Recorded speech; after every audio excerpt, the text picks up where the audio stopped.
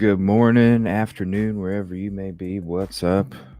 Live early as shit today. Good morning, everybody. Man, I woke up this morning. I saw me a crime circus video and I was like, holy crap. But I figured this afternoon, this midday stream, I figured I wouldn't necessarily keep it to one topic for today. There's some other cases that we were going over the last couple days as well. So we'll have a dedicated show this evening when we get on. But today, we'll go ahead and talk some Idaho4, of course, but we'll talk some of these other cases too. One of them I haven't even really checked out yet, that Burgos case. Definitely want to check out some of that too as well. So I'm just going to be hanging out with you during the day today.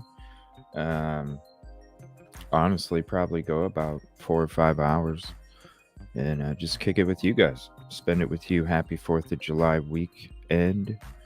If you're got the day off, rock on. Sorry if you don't.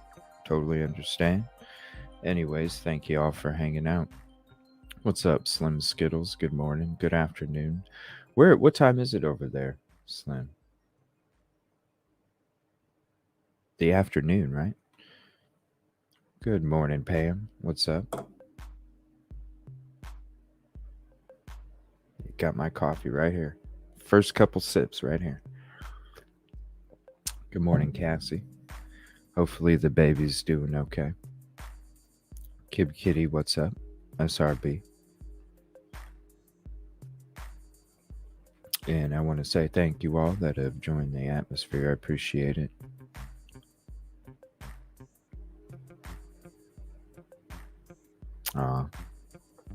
Yeah, please hit the like if you haven't yet. It's that freeway. What's up, Randy? How you doing? What's up? What's up? You as well. Definitely subbed to Tech Death Hippie. That was Tech Death Zone custom music there in the intro. Real stuff. So definitely a talented individual over there, Tech Death Hippie. That's for sure. Definitely deserves a sub. Go check some of it. He's done stuff for other content creators as well. Grizz, which is the gentleman that made my intro. He's done some stuff for Grizz too, so definitely check out Tech Death Hippie. Good morning, Randy. Yeah, there it is right there. Grizz, gentleman that made the intro. Two talented individuals, that's for sure. Damn, gotta get more coffee. I gotta drink some more, that's for sure. What's up, Chalk Baby? Ooh, it's still hot. What's up, Turquoise? Canadian true crime buff, what's going on? Oh, ooh, that's hot. Dre, oh my gosh, how you doing? Glad to see you.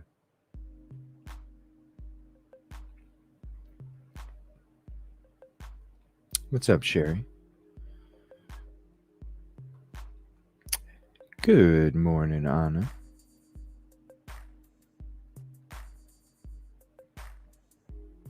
Quartz and Cole, what's up? Thank you for the sub, Lise Boyd. Appreciate that.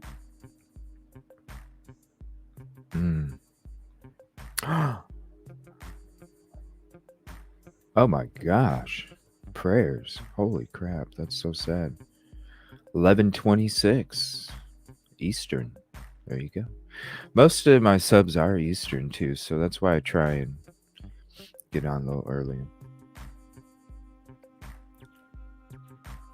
Yeah. Ooh, that stage. You feel so bad for him, you know? You just want to help so bad, but you can't. Poor things. What's up, Unravel? Aw. We want to see it. What's up? What's up? Yeah, there's a lot of stuff I need to get through. Oh, thank you. Hope you do too.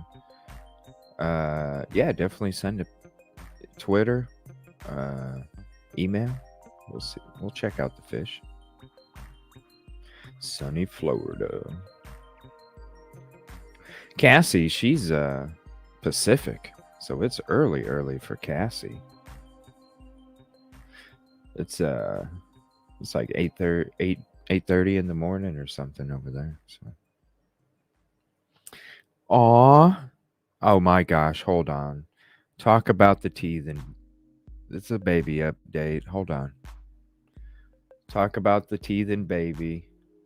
See, this Cassie and SRB joined the show uh in I think it was like late December, early January.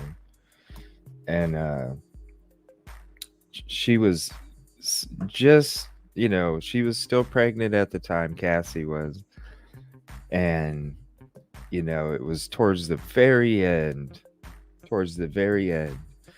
And it was crazy. You know, uh, we were all just so, I don't know. It was like it's the first uh, it's the first baby for the show. Like show baby or whatever. So yeah, December 26th, and so it was like, Cassie, just hang out in the show. The next month and a half or whatever, it'll go quick. Just hang out. Time will fly. Next thing you know, baby's born. And then it was just like boom, boom, boom. So we would always get these updates from Cassie, the baby updates, because it's the first show baby. So it's exciting because here we go. There's let me open this up. This baby update. There we go. Hold on one second. It has been a long time, huh, Cassie, since you did the baby update. There we go. There's the baby update.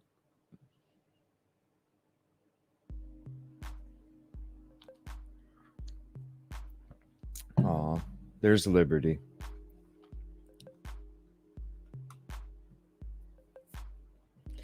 Yep. Yep, that's baby Liberty.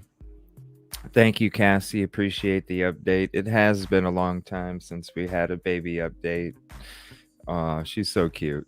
Thank you so much. That's the first show baby, everybody. And that's SRB's first grandbaby as well. So thank you so much. So cute. Yeah, she's so cute. Baby Liberty. She is too, ain't she, Cassie? You can tell in those pictures. Yeah. It is a great name, Randy. Baby Liberty. Yeah. What's up, Patricia? Thanks for hopping in. Yeah, so the family pets are the loved ones too. So if you want to, we always check out family pets and stuff as well. So if you ever want to send anything in, you're more than welcome. We'll go ahead and share it. Actually, there is 1 second. Somebody did.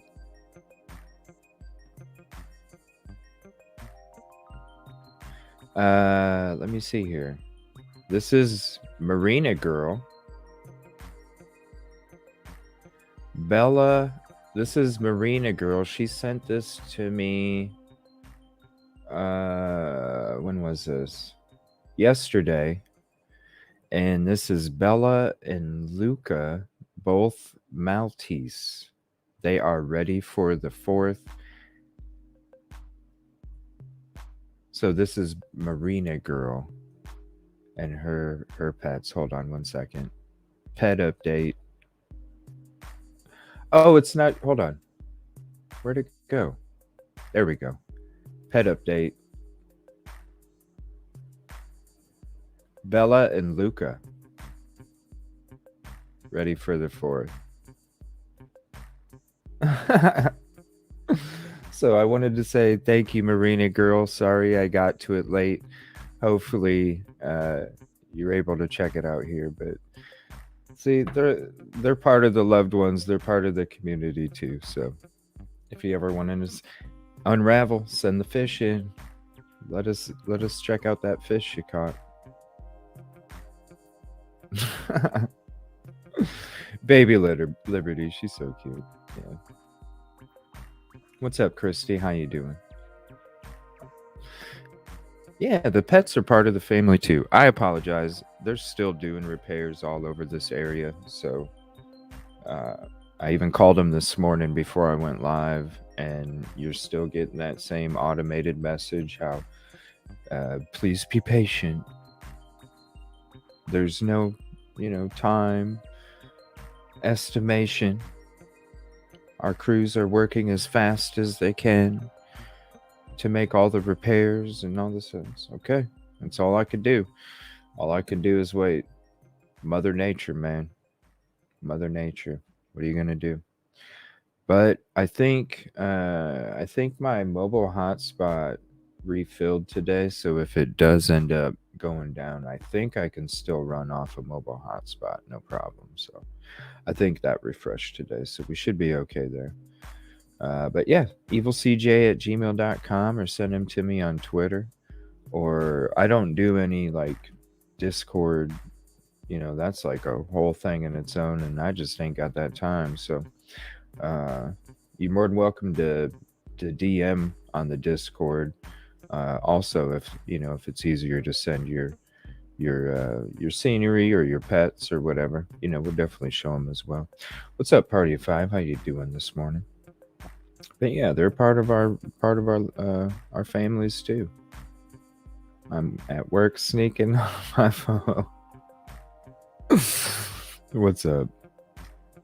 Well, we're going to be going into this. Well, thank you for hanging out and checking out the show. I appreciate that. Discord, I mean, I got into it, and man, I mean, geez, you could get lost all day in that, You get lost all day in that. And it's like, dang, I barely even have enough time to do anything. So, all right. So I'm going to go ahead and get into this first video. Like I said, I was going through the subscriptions this morning, and Crime Circus came out with another interesting video because it was actually stuff that we were discussing last night in our show, and so I thought it was perfect to go with it. Let me see, where is it? And then there's another harsh reality video I wanted to check out too, as well. So, and what's up with this Twitter stuff? So you got, see, I'm only on Twitter to search stuff here and there. But there's like limits on reading posts and stuff now. What's that about? Yeah, I'm playing Crime Circus first, trust me. I seen that and I watched it this morning. I was like, that's the shit we were talking about last night, and I might have to talk about that stuff today. Because it's very interesting.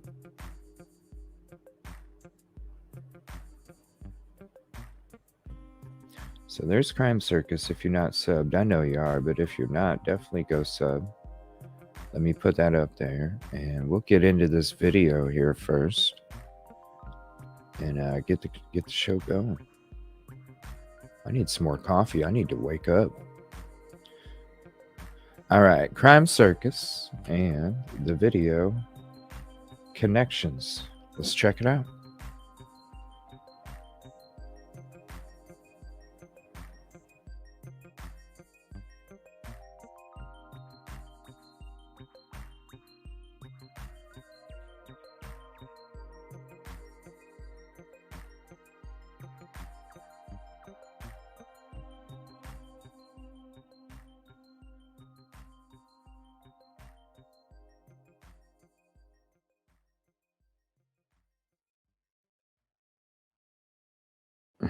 He's so funny.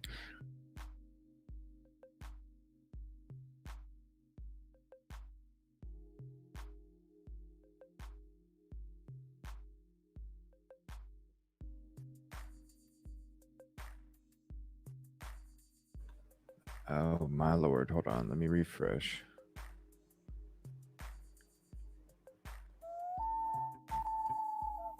In this episode, we're going to discuss Brent Kopaka and the alleged connection between Brian Koberger and 1122 King Road in Moscow, Idaho. Who was Brent Kopaka? We're going to talk all about it. And we're going to talk about Buddy, too. Without further ado, let's jump right into this episode and see what I have to say for myself this time.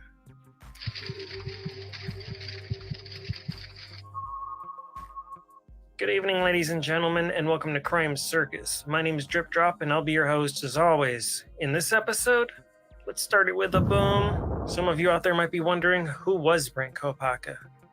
Some of you have heard his name. Others think you've heard it all. Be prepared for some new revelations in this video. You don't want to miss any. Don't skip through, and make sure you make it to the end, because this video is going to be filled with a lot of information that you're going to want to soak up. Good morning, it's time to turn into a sponge, because you want to learn everything that I have to say right here. Yeah, these We're are great videos. We're going to move through this information fast as possible. We might even watch it twice. This video twice, or even rewind certain parts so you don't miss a thing. Let's get started. First, we need to know, who was Brent Kopaka? Well, Brent Kopaka was a soldier who served in the United States Army.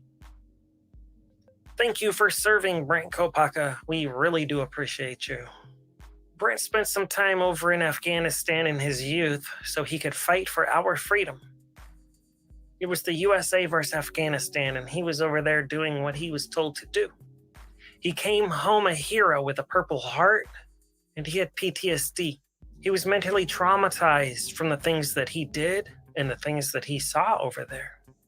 He was a trained assassin, courtesy of the Army. That's right, he was most likely over there doing some real killing. And there was a lot of people over there living in little mud huts, and they couldn't exactly defend themselves. So I can understand why he might have had PTSD, because he probably had a conscience, and he felt bad about the things that he did and saw. It's got to be really hard to live with those thoughts inside of your mind. I know a lot of my viewers out there struggle with the thoughts in your mind. And I just want to let you know, mental health is important, and I care about you, and Crime Circus will always be a safe place for you. Moving on. According to a background check that I had run on Brent Kopaka, for a period of time in his life, he lived in Easton, Pennsylvania. Some of you out there might be thinking, so what? What about it, Drip Drop? Well, Brian Koberger just happened to go to college at Northampton Community College in Bethlehem, Pennsylvania. That college is about a 12-minute drive from where Brent Kopaka was living. But that's not all.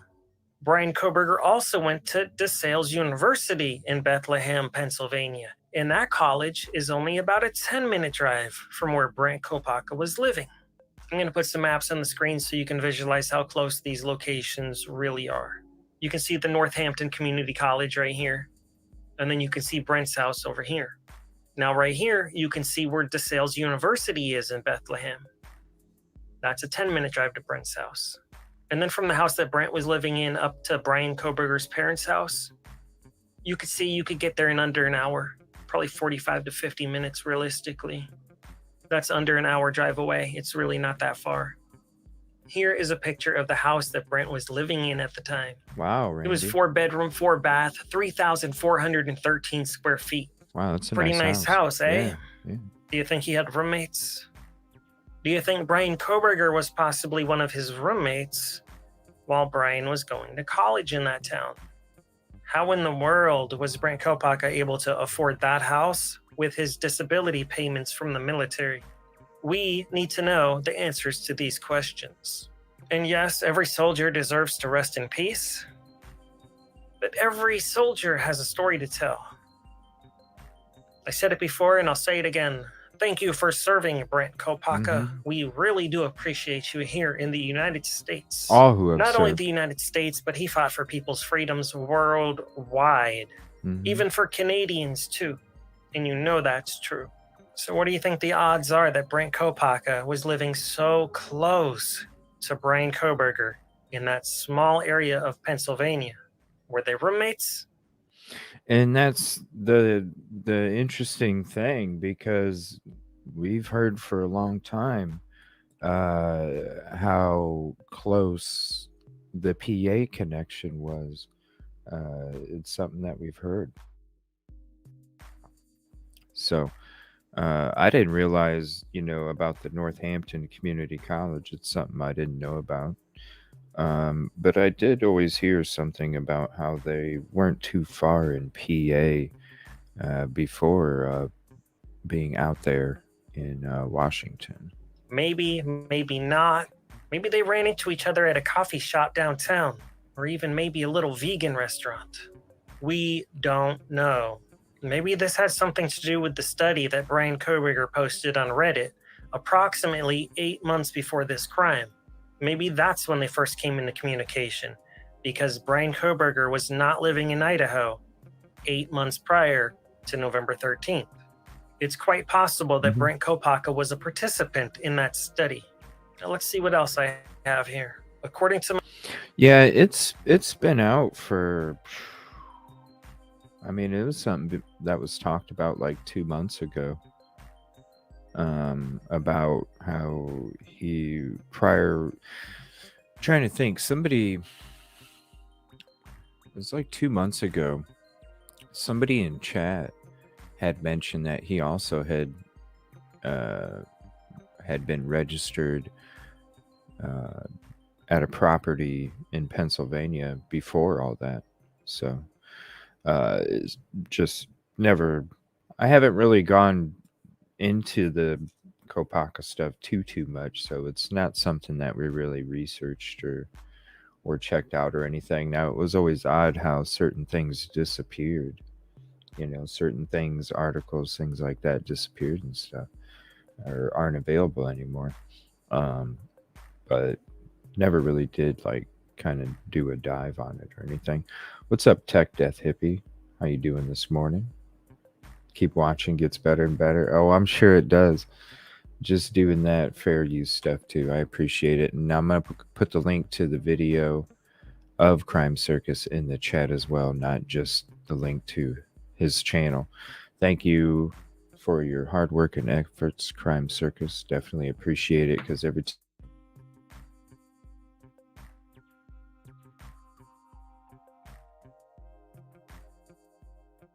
2022. Brent Kopaka allegedly moved to the Pullman, Washington area about 1 month before this crime. Brent lived in coffee house apartments. I'm going to pause it real quick. I want to apologize. They're still making repairs to the internet lines in this area, so sometimes it might drop out for a second. So I do apologize about that. I'm going to rewind this. I'm going to put a link to my highlight that I made about this stuff right here that he's about to talk about, because it is very interesting when it comes to the PCA and the possible connection. Pullman, Washington area around August of 2022. Brent Kopaka allegedly moved to the Pullman, Washington area about 1 month before this crime.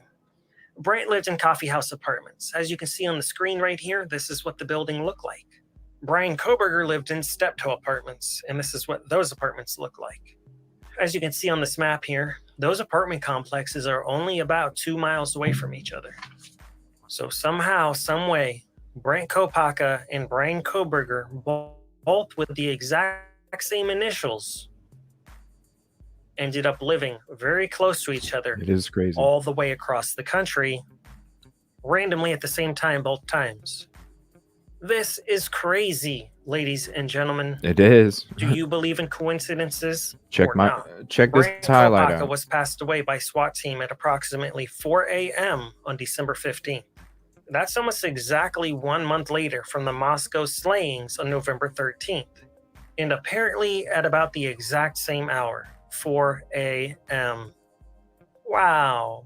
Is this real life or some sort of scripted movie that we're all watching? Of course it's real, however, this is quite bizarre. Also interestingly, this was not a regular police department or sheriff's office. The man that fired the fatal shot into Brent Kopaka was a Washington State University police sergeant. Now, what do you think the Washington State University police was doing on scene?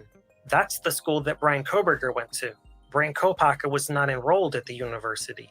Not only that, this was not on university grounds. This was an apartment complex outside of the university. It wasn't a dorm room. This was just an apartment in Pullman. So what was the Washington State University police doing there? We need to know. Do you think any of this information has been a boom? Maybe a couple booms? That's what I'm saying. I think so. Bombs, but baby. Your opinion matters to me. So let me know down below.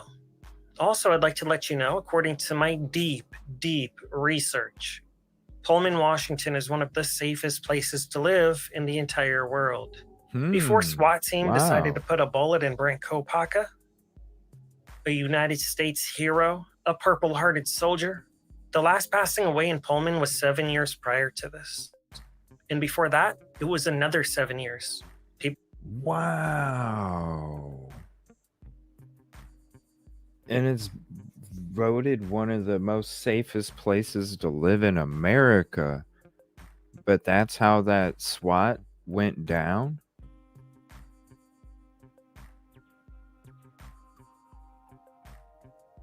That don't make no damn sense. One of the safest places, I'm gonna listen to that again. One of the safest places in America, and that's how that SWAT incident went down?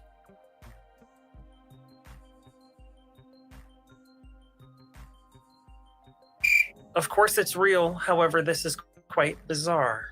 Also interestingly, this was not a regular police department or sheriff's office. The man that fired the fatal shot into Brent Kopaka was a Washington State University police sergeant. Now, what do you think the Washington State University police? What?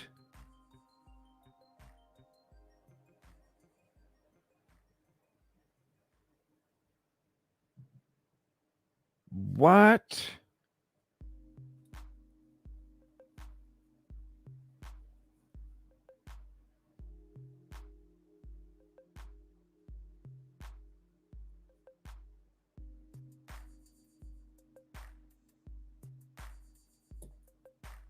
Whoa, this is fuck.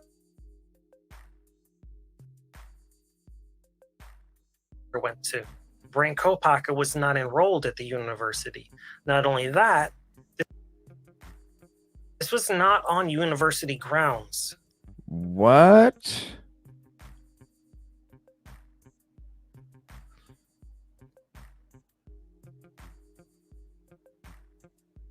Was doing on scene. That's the school that Brian Koberger went to. Brent Kopaka was not enrolled at the university. Not only that, this was not on university grounds. Not enrolled. Not on university grounds.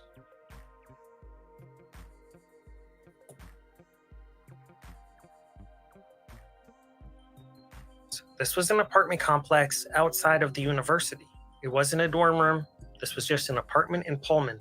So what was the Washington State University police doing there? We need to know. Do you think any of this information has been a boom? Maybe a couple booms? I think so. But your opinion matters to me. So let me know down below. Also, I'd like to let you know, according to my deep... And I have a lot of the local news clips. I'm going to watch and see what the hell they're saying in those news clips from back then. Deep research. Pullman, Washington is one of the safest places to live in the entire world. This is Before crazy. SWAT team decided to put a bullet in Brent Kopaka, a United States hero, a purple-hearted soldier, the last passing away in Pullman was 7 years prior to this. And before that, it was another 7 years. People don't just get passed away there. It's not normal. It's not common. It's not like Jacksonville, Florida. It's not like Orlando, Florida. It's a really safe place to live. So what do you think the odds are that a Washington State University police sergeant on the SWAT team happens to pass somebody away approximately a month after the Moscow slayings? I guess things really heated up around there, and you could probably cut the tension with a knife. Also, I'd like to remind you that only 7 hours after Brent Kopaka passed away, Brian Koberger was pulled over twice with his daddy in Indiana. Another coincidence? I don't think so. What did they find in Brent Kopaka's possession or in his apartment? Surely they must have allegedly found something that made them want to pull over Brian Koberger immediately. They apparently didn't get what they wanted the first time, so they pulled him over again a second time 10 minutes later. Why did they do it? All we can do is guess because they won't tell us, which makes me wonder, what do they have to hide? Here's a boom for you. Did you know that Brent Kopaka has a connection to Coeur d'Alene? Just like Jack? Kaylee, Maddie, and Xana was born there too. What are the odds? How is Brent Kopaka connected to all these different locations? From Pennsylvania to Pullman to Coeur d'Alene, Brent Kopaka was really getting around with his disability payment. On the background check, that's where I found that Brent Kopaka had a connection to Coeur d'Alene because he registered a cell phone from that location, which wouldn't be on his background check unless he was there. Also, check this out right here. As you can see, Brent Kopaka's parents live only a very short drive away from Moscow, Idaho. It's not that far, and that's probably where they do a lot of their shopping. Also in their driveway, you can see a light-colored Hyundai Elantra and a big white truck. Right, there's the vehicle. And as a lot of you know in this case, big white trucks and Hyundai Elantras, they're a big piece of the puzzle. So this investigation is ongoing. Wow, hold on a minute.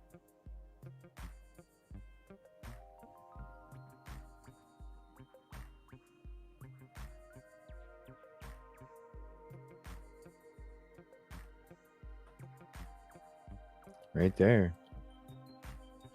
Now, see, when you're looking at that, okay, the whole white truck, right?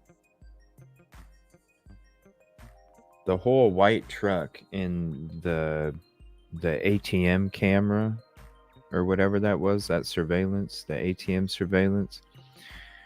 There's a roll bar that goes on the back of that truck, but that roll bar is the same color as the rest of the truck, which is white. And that roll bar is slightly above, just like on this one. I'll kind of zoom into this in a second. The roll bar is slightly above the roof on this truck too, but the roll bar is actually black. So I don't know. Hold on one second.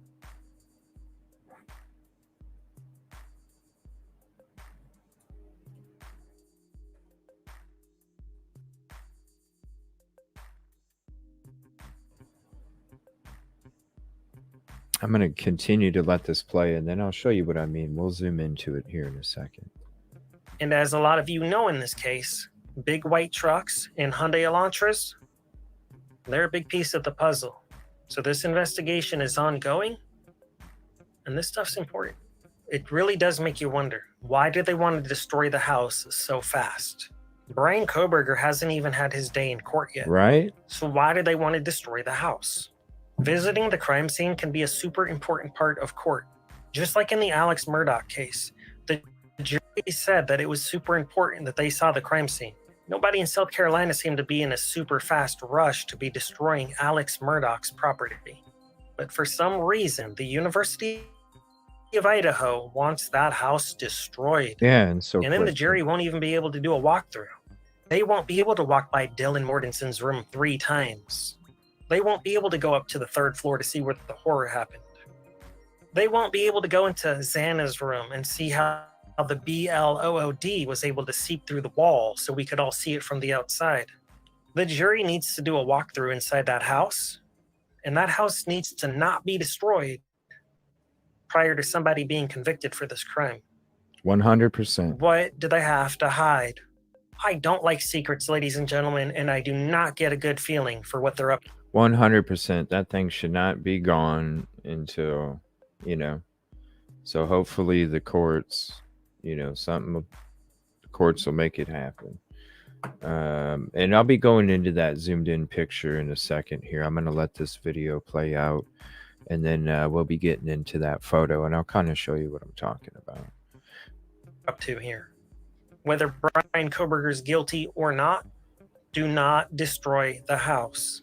Also, I do think it's worth mentioning Halloween Ends. That came out on October 14th. And that involves Michael Myers and a local dork. The local dork ended up going on a crazy crime spree with a big knife. He felt empowered by Michael Myers. And then approximately 30 days after this movie's released, the Moscow slayings happen. I do see some super similarities here. And no, video games and horror movies do not affect everyone. However, they certainly plant seeds in people that are very unstable. They can be really motivational for somebody that's feeling unhinged, somebody that doesn't feel like they fit into society too well, somebody that's at their breaking point and they're ready to snap, and then they snap. And I want you to know that I haven't forgotten about Buddy. Buddy's a victim in this case. Buddy passed away in October of 2022. The police immediately said there was no connection. There hadn't even been any arrests made in either case. So how could they possibly confidently make that statement to the public when nobody had been arrested and no suspects had been named in either case? Buddy passed away about 1 week after Halloween Ends was released. This is some sort of sick shrine that Brent Kopaka's friends set up for him. Check this out. As you can see here, there's some sort of big machete stuck into a stool. Right. There's sheaths and knives and horror movie memorabilia. You can see Ghostface in the back. He seemed to really like the movie It. It is a real sick horror movie and book. Some of you have seen it. Some of you have read the book. You know what I'm talking about. It's very disturbing. You know, we've went through all this stuff before too. It's definitely interesting, that display there. You know what I'm saying? Definitely. And anyone that would want Ghostface in their home might just have an infatuation with big knives and slashing. But did you see what I saw in that picture? Let me direct your attention to this. Right here. What is with this ripped blue fabric / possibly piece of a collar here? Let me put a picture of Buddy on the screen here. Are these the same? What the fuck? No fucking way. No fucking way. Is that Buddy's collar wrapped around the machete? No fucking way. Why is it ripped as if it looks like it's been cut with a knife? There could be any fabric in the world wrapped around the machete. No but for fucking some way. reason, it's a blue piece of fabric that looks just like Buddy's collar. Leave me a comment down below. Is that the same? Yes or no? No fucking Because way. me personally, I have my own thoughts on it. And it gives me chills. No fucking shit. What the?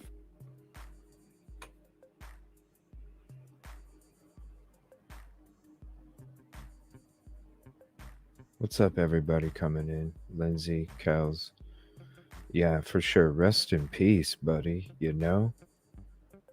Shit. What's up, Devil Doll? My gosh.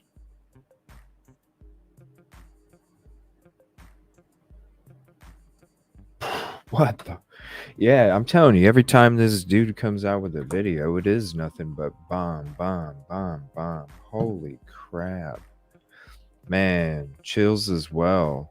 Oh my gosh. Here's a picture of Buddy's owners shortly after the crime.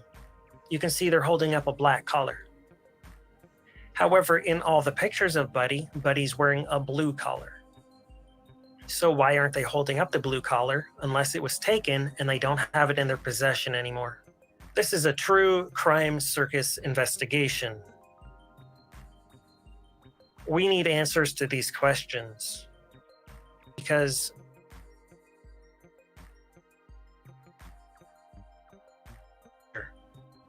Buddy's owners have been in the media and they've said nobody has come back to ask them any further questions or investigate Buddy's passing ever since the crime happened.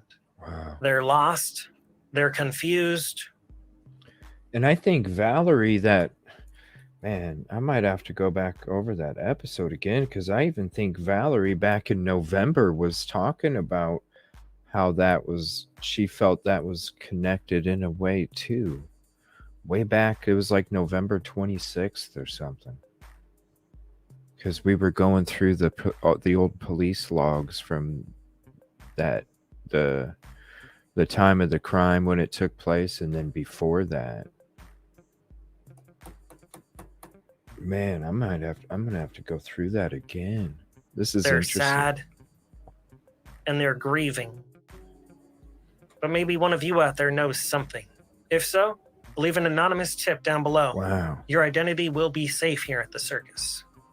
Also, Brent Kopaka's friend was in the news, and you could say he was acting a bit odd, allegedly. Do you think that shrine is normal? It didn't seem like a very loving shrine. It was interesting. Shot glasses, Yeah. horror movie memorabilia, sheaths, knives, machetes, or ripped blue collar. These are all things that raise red flags. This needs to be investigated. We need answers. What are the odds they both have the exact same initials? BK and BK. Brent Kopaka, Brian Koberger. Brent Kopaka gets passed away, and then Brian Koberger gets pulled over 7 hours later. I know a lot of you out there are connecting the dots during this episode, and I've connected them too. I think we're onto something in this investigation. We certainly haven't been told everything. They won't even tell Brian Koberger's own defense attorney about the DNA investigation with the little magical tree that led directly to Brian Koberger. Also, to backtrack very slightly, because on DoorDash. So to put that into the timeline, so you go from December 6th of them serving a warrant on DoorDash. December 7th is when we were first told about a white Hyundai Elantra. 5 days later, Brian Koberger leaves town with his daddy. And then 2 days after that, Brent Kopaka is passed away by SWAT team. Make of it what you will, but there was a lot happening that week, don't you think? I just wanted to throw that in there because that is a piece of this puzzle, and it's an important part of this timeline, the DoorDash warrant on December 6th. I've got a lot more information regarding this case because I've been doing a lot of investigating behind the scenes.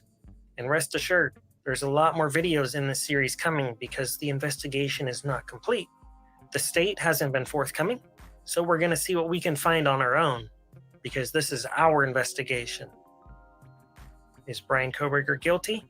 Maybe, maybe not, but we need to see actual evidence to know for sure. 100. 1122 King Road is an important piece of the puzzle. We cannot let it be destroyed. Right. Was Brent Kopaka involved? Was he a puppet and Brian Koberger was the puppet master? Right. That is a possibility. Like I said, you know, in that highlight, in one of the other ones I made, who says BK wasn't the brains and the other BK wasn't the brawn? You know, with more people involved. I mean, definitely great points. Man, applause. Like, I can't wait for the day that, you know, I have more than 15 minutes to do my own dig in and dive in and figuring all this stuff out. Man, great stuff and shit that I didn't even realize or know about. It's like, damn.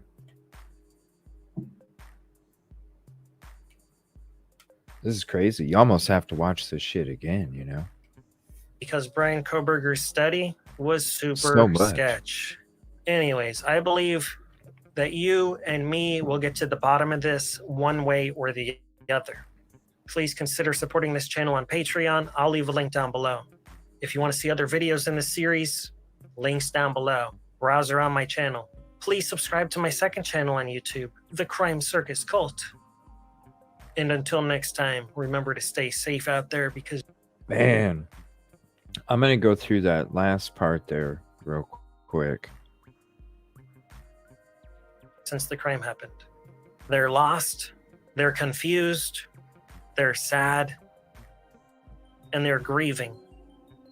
But maybe one of you out there knows something. Yeah, when we were, we actually, gosh, this was maybe a month and a half, maybe longer than that.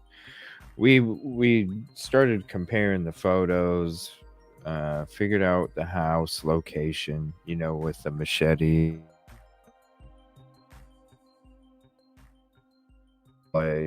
You know, that was being shown, the memorial stuff, and it looked like one very similar. You know, but it's just like you can only, you know, we were exploring the other BK. We were exploring that for a while, a few months ago, and it's just you can only explore so much when everything is so limited, you know. But definitely with this video, there's a lot of information. Like I said, you almost have to watch it twice because there's so much, and it's like You got to get your notebook out, you know, and take notes. Interesting stuff. I gotta listen to this part again. This whole warrant stuff. If so, leave an anonymous tip down below. Your identity will be safe here at the circus. Also, Brent Kopaka's friend was in the news, and you could say he was acting a bit odd, allegedly. Do you think that shrine is normal? It didn't seem like a very loving shrine. Shot glasses, horror movie memorabilia, sheaths, knives, machetes. Looked very ripped similar. Blue collar. Very. These are all things that raise red flags. Very this similar. Needs to be investigated. We need answers. What are the odds they both have the exact same initials? BK and BK. Brent Kopaka, Brian Koberger. Brent Kopaka gets passed away, and then Brian Koberger gets pulled over 7 hours later. I know. Here. I'll go ahead. I'll share this link again for this video. Definitely save it to your playlist and check it out a few times. I definitely need to check it out a few more times after the show, and we might even talk about it later tonight when I get on for my night show. Show the shrine again, please. Okay. I will here in 1 second. Let me see. This is 1556. Now I know the shrine was back here. All right, so right there. And I'm in full screen, so that's as full as I can get it. Now you can get the pictures off the internet when it comes to this. Oh, the pic of Kaylee. Let me see.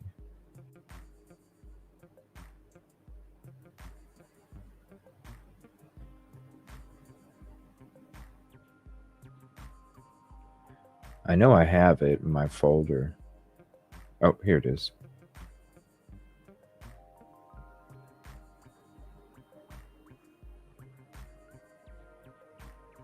Why is it not showing?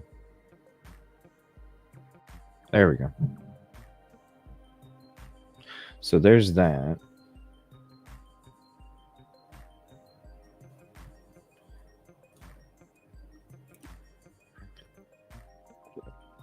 You're welcome. Thank you, SRB. Appreciate that. Yeah, it's the free way to help out. Yeah, no problem, Sherry. And yeah, that dog collar is definitely, that seems real close too.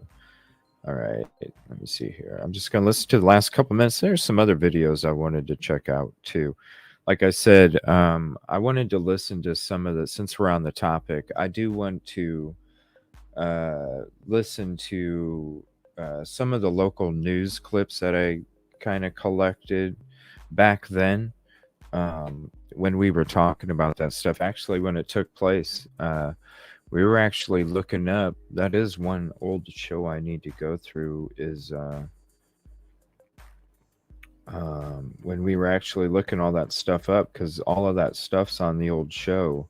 It just doesn't exist anymore because stuff was taken away. But I do need to go back to that old show where I did go through it. It was when was it? It was in December sometime, I believe. I'm gonna have to check that out when we were talking BLK. A lot of you out there are connecting the dots during this episode, and I've connected them too. I think we're onto something in this. What's up, Shine Like a Diamond? We certainly haven't been told everything. They won't even tell Brian Koberger's own defense attorney about the DNA investigation with the little magical tree that led directly to Brian Koberger. Also, to backtrack very slightly, because I just remembered a very important date. December 6th is when the police served a warrant on DoorDash. So to put that into the timeline, so you go from December 6th of them serving a warrant on DoorDash. December 7th is when we were first told about a white Hyundai Elantra. 5 days later, Brian Koberger leaves town with his daddy. And then 2 days after that, Brent Kopaka is passed away by SWAT team. Make of it what you will, but there was a lot happening that week, don't you think? I just wanted to throw that in there because that is a piece of this puzzle, and it's an important part of this timeline. The DoorDash. I just wanted to hear that again, and it's interesting because there's a lot of shit that was even going on that night, that morning. that everything was taking place. There was so much shit going on. Let me see here. So I'm going to get into the old folder here, and I'm going to watch some of these local news clips. Hey, what's up, buddy? Hey, if you want to, I saw, I was talking to Tommy last night. Tommy hopped in the show, Rory, and if you guys want to get together, I can kind of go over the StreamYard with you guys at the same time. If you guys would be interested, I'd definitely love to help. And also, if you're not busy, you're more than welcome to hop up too, buddy. I'm just going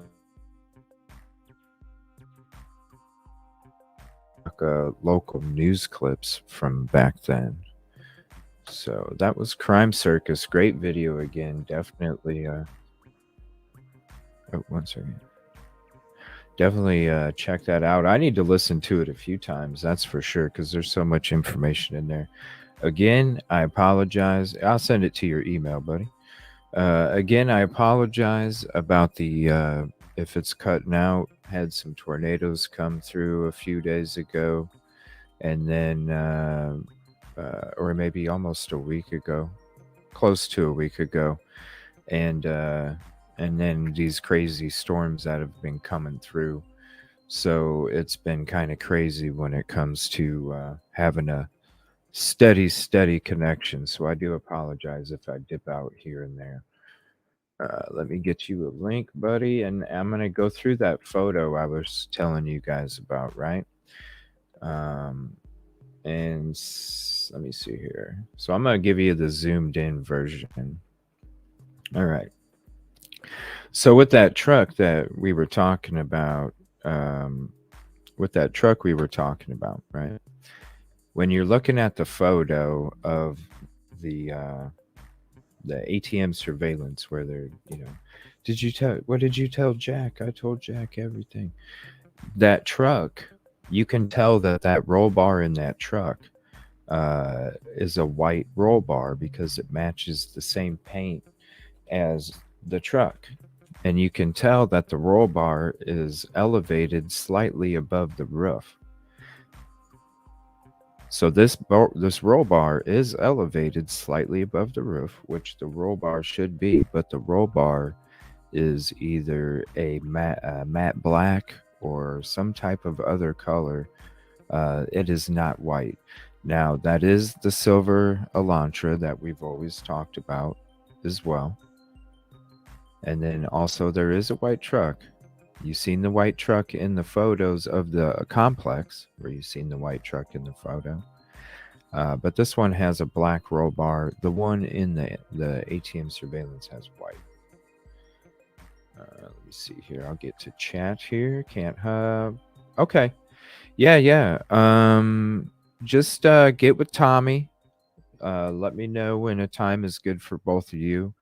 And then just reach out to me through email or whatever, and we'll figure it out, buddy. Because then I can show both of you guys at the same time, for sure. I think that'd be really cool. I'd definitely, no problem helping. Yeah, just hit me up. You and Tommy figure out a time that's good for you two to hang out, and then we'll figure it out from there.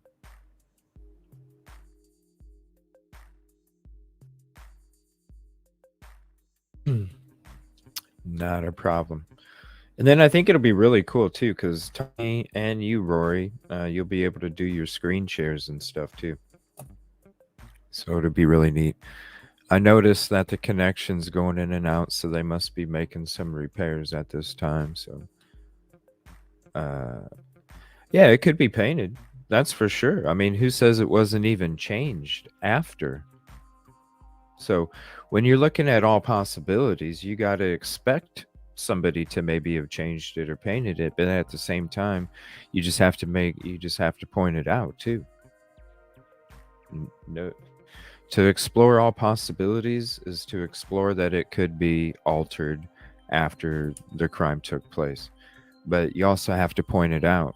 So when I'm talking about a white truck, and we're talking about a white truck on the Did You Tell Jack video, there is a difference. The difference is that one has a white roll bar and this one doesn't. I'm not saying nobody could have changed it. I also forget that lad in the grub truck after tuning to the sleep sign. You know, I am. That's one of the things since I do have this week off. One of the mornings that I do not go live is going to be dedicated to finishing up the grub truck stuff and the Google guy stuff. So I just got to make sure I fine tune all of those. And then I am going to be doing some lives where I premiere those two projects that I'm working on this week. So later in the week, there will be a day where instead of a show during the evening, I'll be doing a premiere of the Grub Truck and the Google Guys stuff.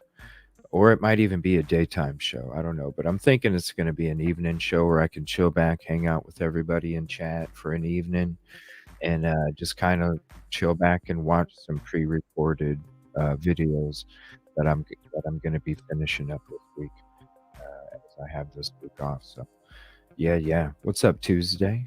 Yeah, it's my dream one day, Monday through Friday, 8 to 4. It's a long road ahead, but it's all good. You just got to keep grinding, and one day you'll get there. As long as you got the right drive and determination inside, you can succeed in anything that you desire. I think that is why there's one of the gag orders for the reason. What about the white truck and the body cam? Yeah, I do. I wouldn't mind going back into those, the body cams, not the body cams, because we went through the one body cams of the night or the morning of the crime.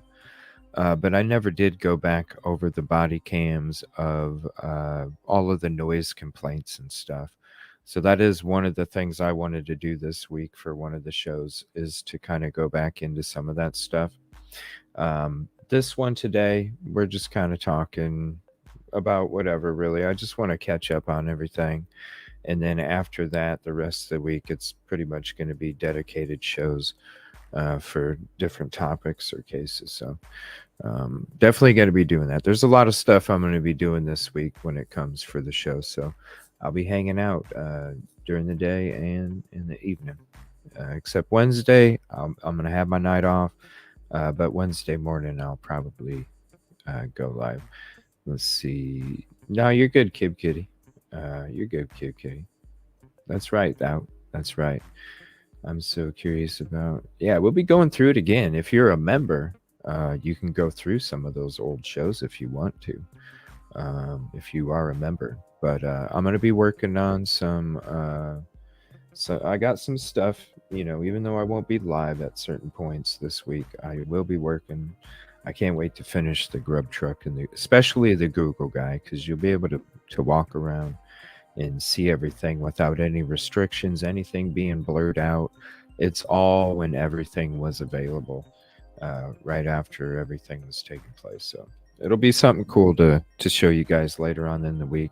I honestly might make it a members only live when I do premiere it, but after that, then I'll open it up to the public and just have it as members only as we chill back and watch it, and then put it out the next day or something. So let me see here. So I'm going to go to the clips. I got to find it here. And let me see here. That's 17 minutes. I do not want to do that.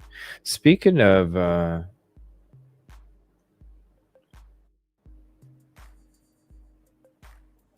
let me see. I know it's in my folder somewhere here.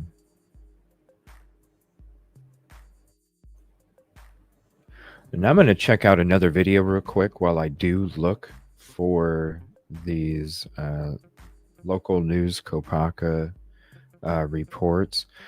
This is Harsh Reality, and I'm going to play this real quick while I look for these in the background. And then we will get in to those local news clips and see what they're saying about this whole SWAT incident.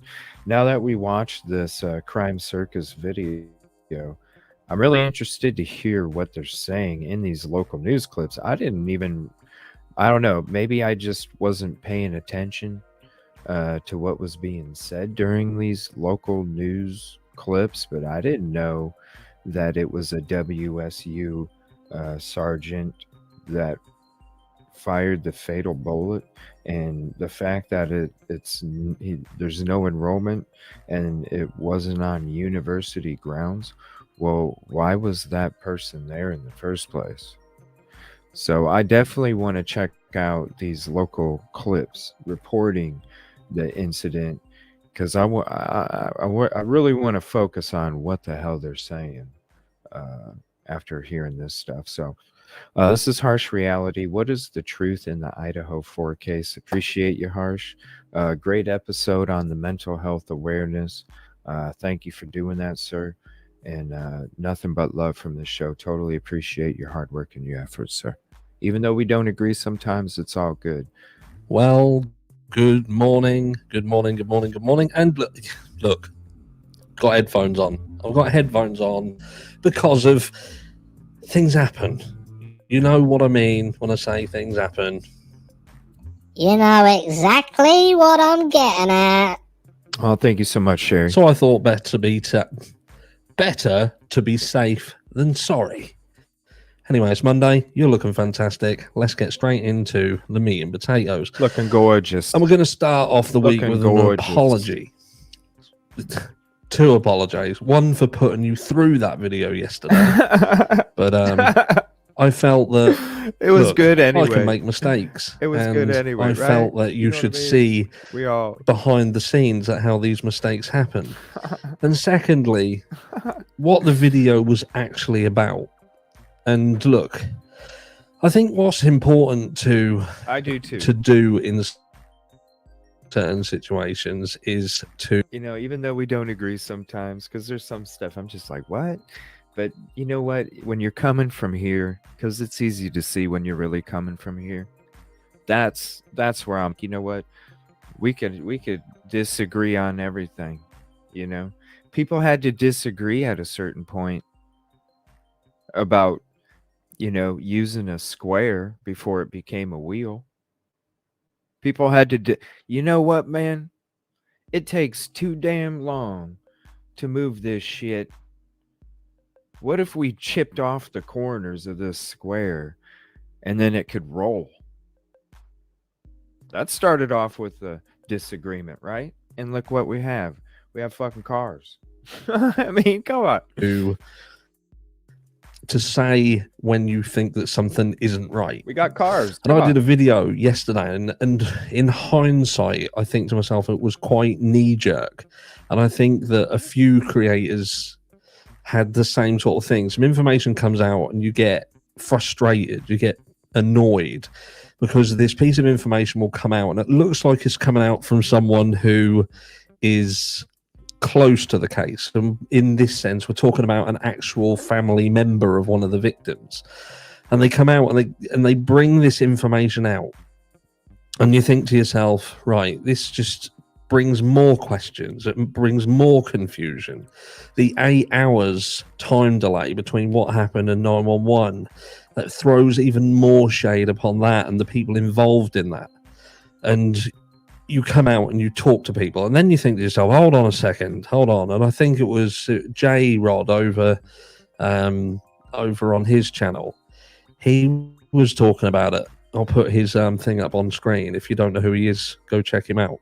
Not going to be everyone's cup of tea. Like, I'm not everyone's cup of tea. But his heart's in the right place, and he's got some information over there. Specifically, they talk about the Kylie Rodney case.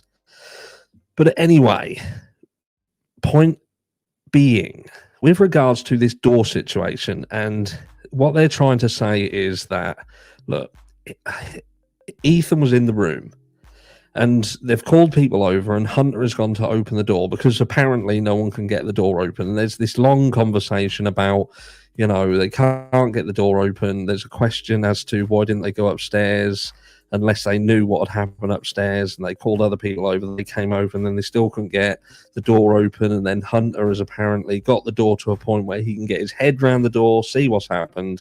And he has turned around and said, look, get the fuck out of here. And this is when this has all gone into utter chaos. And I covered the 911 call months and months and months ago. You can go and find it. There's a thumbnail that says 911 call, and then I revisited it after a few people asked me to revisit it.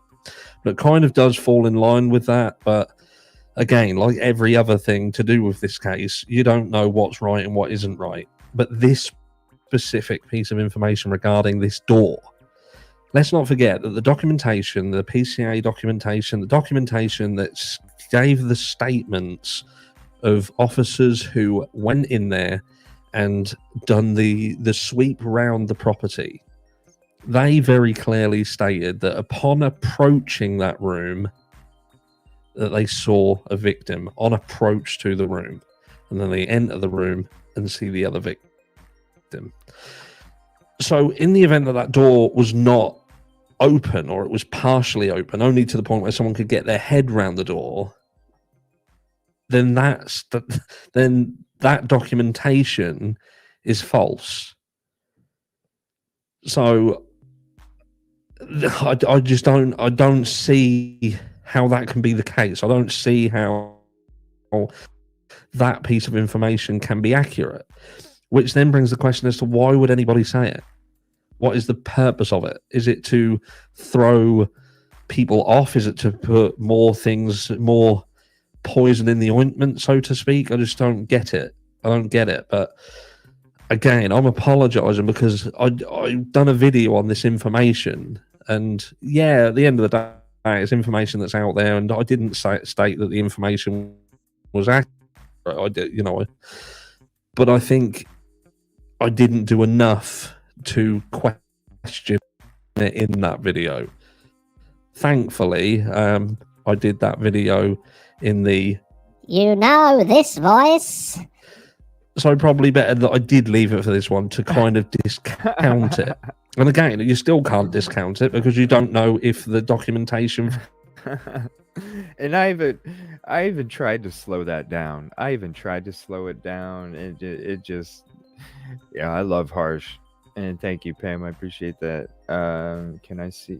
Of course. Why wouldn't we be able to, Jules? Let me see. Yeah, thank you, Kib Kitty. I appreciate that. Yeah, go ahead. Yeah, that video, it was definitely, but it had good information. I mean, come on.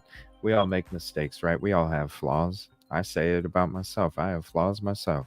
Nobody's perfect. We're all human. That's the beautiful thing about life. Nothing is perfect. From the officers was even accurate. It's got to the point where nothing in this case is trustworthy, not on social media. And I think that we have all been party to that, and we have to accept responsibility. And again, for that, I apologize.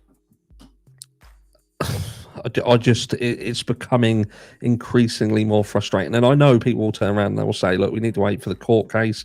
We need to wait to see what happens there. But the point is, you can't even trust that. You know what I mean? To be you can't done right. Did you know 5% of convictions in the US are wrong? Wrongful convictions. Wow. That's crazy.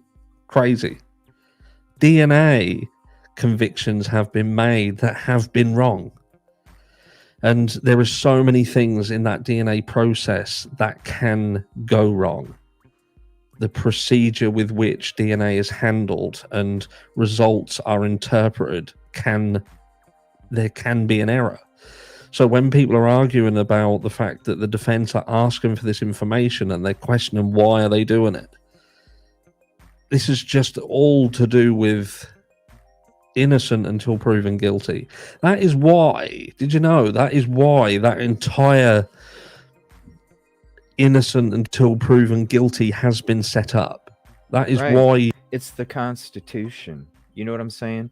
It's not, you can turn your back on me. You can sit there and talk shit about my show. You can talk shit about me. But it's about innocent until proven guilty. And I'm sorry. Am I saying Chad Dorman is innocent? Hell fucking no, I'm not. But when shit don't make sense, I'm not going to be the guy that's rolling up with News Nation. You saw what News Nation's putting out there. All this shit about stalking. All this shit.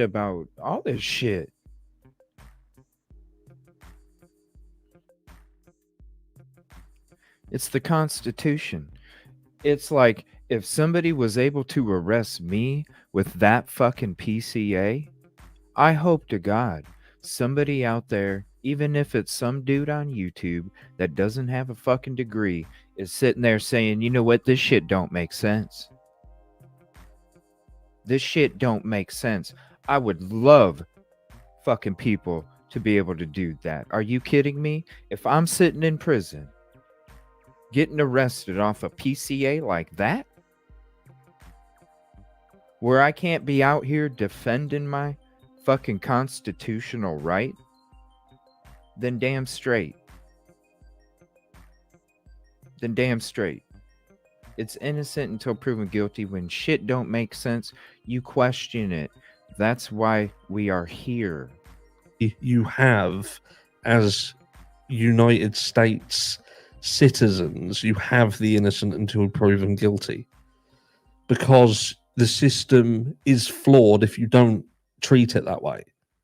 Because people are, there's over 2,000 convictions that have been exonerated in the US since, I believe, like the 1930s. Some really, really famous cases as well. And look, without making this video too long, you can go on to Google and do this sort of research yourself. And I would say do it. Go out there and get on Google yourself and look at how many convictions happen. That I think it is like 1 in 20 convictions are wrongful convictions if you base it on that 5% of all convictions are wrong.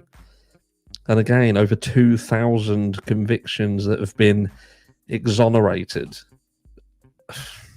and some of them are DNA convictions that have been done wrong. Vast majority of them are eyewitness accounts that point the finger in the wrong direction, and lo and behold, that can be that an eyewitness can point police in a certain direction, law enforcement in a certain direction, and they can latch onto someone because they believe that that is then the person, and then they build a case round that eyewitness's account and who they've been told it is. And lo and behold, what does that sometimes entail? The manufacturing of a case, manufacturing of evidence. It happens. Open your eyes if you think it doesn't, because it does. But everybody just needs to be more vigilant. Whatever you see on social media, whatever you're listening to, whoever you're listening to, do your due diligence before you make a decision based on that information. And again, yesterday's information that I put out and others put out, I don't think any of us 100% put it out as fact, but ultimately we could have done more, certainly, to pull that apart, and perhaps rather than push that out to people, at least try and see how that works in with the bigger picture, because that had just as many questions about how that fitted in as to how, if that is real, it fits in with like the 8-hour time delay. The 8-hour time delay here, I must admit, is the biggest cause of so many issues in this case. So many issues. It doesn't make sense. Doesn't make sense. It will never, ever make sense. It doesn't. And it doesn't make sense, and it hasn't made sense, and it never has made sense, and it still doesn't make sense. It don't. Especially, it's one thing when there's no injuries, right? It's a natural passing. It's one thing, right, for those toxic chemicals to exit the body. It's another thing when those injuries take place, because those chemicals are exiting the body ASAP. And when you've experienced those chemicals and the undescribable part of it, I don't understand how anybody could have slept, let alone kept being in that property. It does not make sense to me. It just don't. I feel, and I think many others feel, that is something that needs to be investigated on its own, separately, away from the Brian Koberger situation, and for a few different reasons. One being that it is a felony not to report, and there's so many stories that would point towards the fact that they just didn't report it to law enforcement. They did, in fact, report it to other people prior to law enforcement. Yeah, and that's a story too. That's for sure. And yeah, P Fox, you're exactly right. It's something that you can't forget, and it's something that you can't even describe. You can't even describe. I can't even describe it. So just give me 1 second here. I found those videos and I'm saving them to an updated folder of stuff we're going to keep going through. So just give me a second. There is a whole bunch of them, and I'm about halfway through. But these, I want to check out what they're saying about this whole incident now. This is what's still available, okay, from back then. There are articles that aren't available anymore. Like I said, I am going to have to go through some of the old shows to get some of those articles to come back up. Let me see here.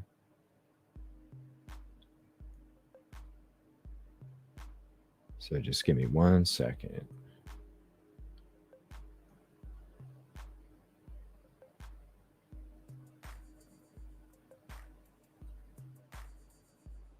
Sounds like it's storming again.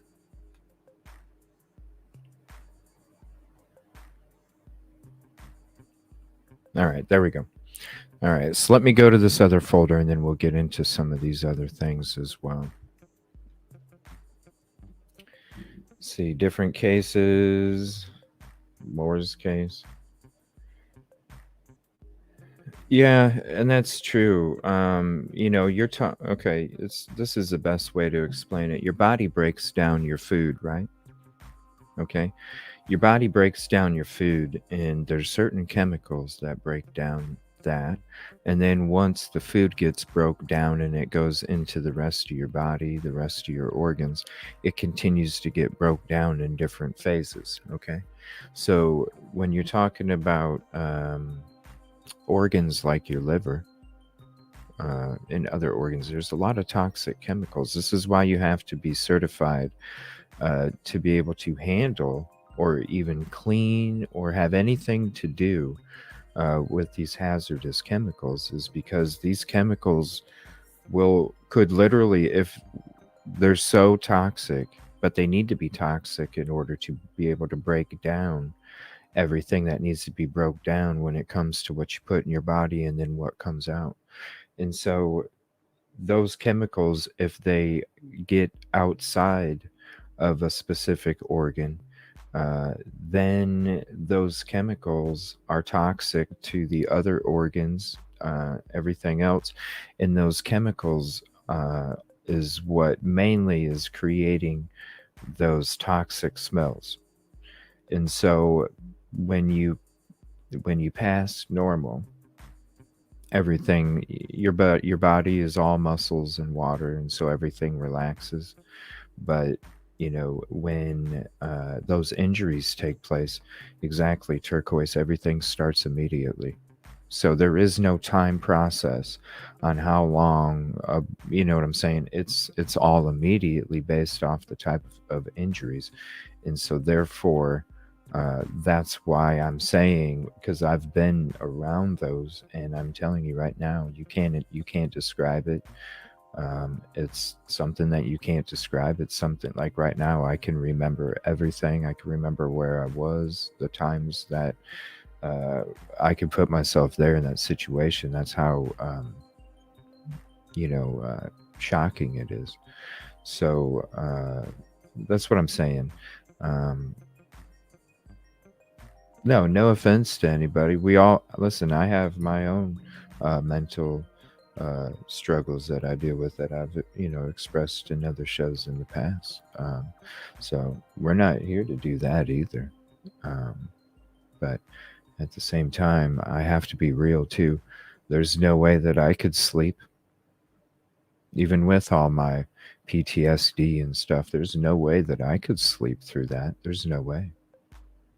Even with a door being opened and left open, there's still, I'm telling you, there's just no way I could. I would have to go outside like that. There's just, yeah, it'll run you out of the lab. That's right, people. I mean, it really is. Like, it's no joke. But the body has to have those in order to be able to break down the foods and everything that we put in our bodies and to separate what's good and what's not. But it's just it's a part of the human body that is a natural thing. And doors were shut and it was cold. Yes, 28 degrees, so that would slow it. But with the type of injuries is what I'm saying. It would definitely start immediately. So, all right. So I did get that other stuff saved. So I'm going to switch to that folder now.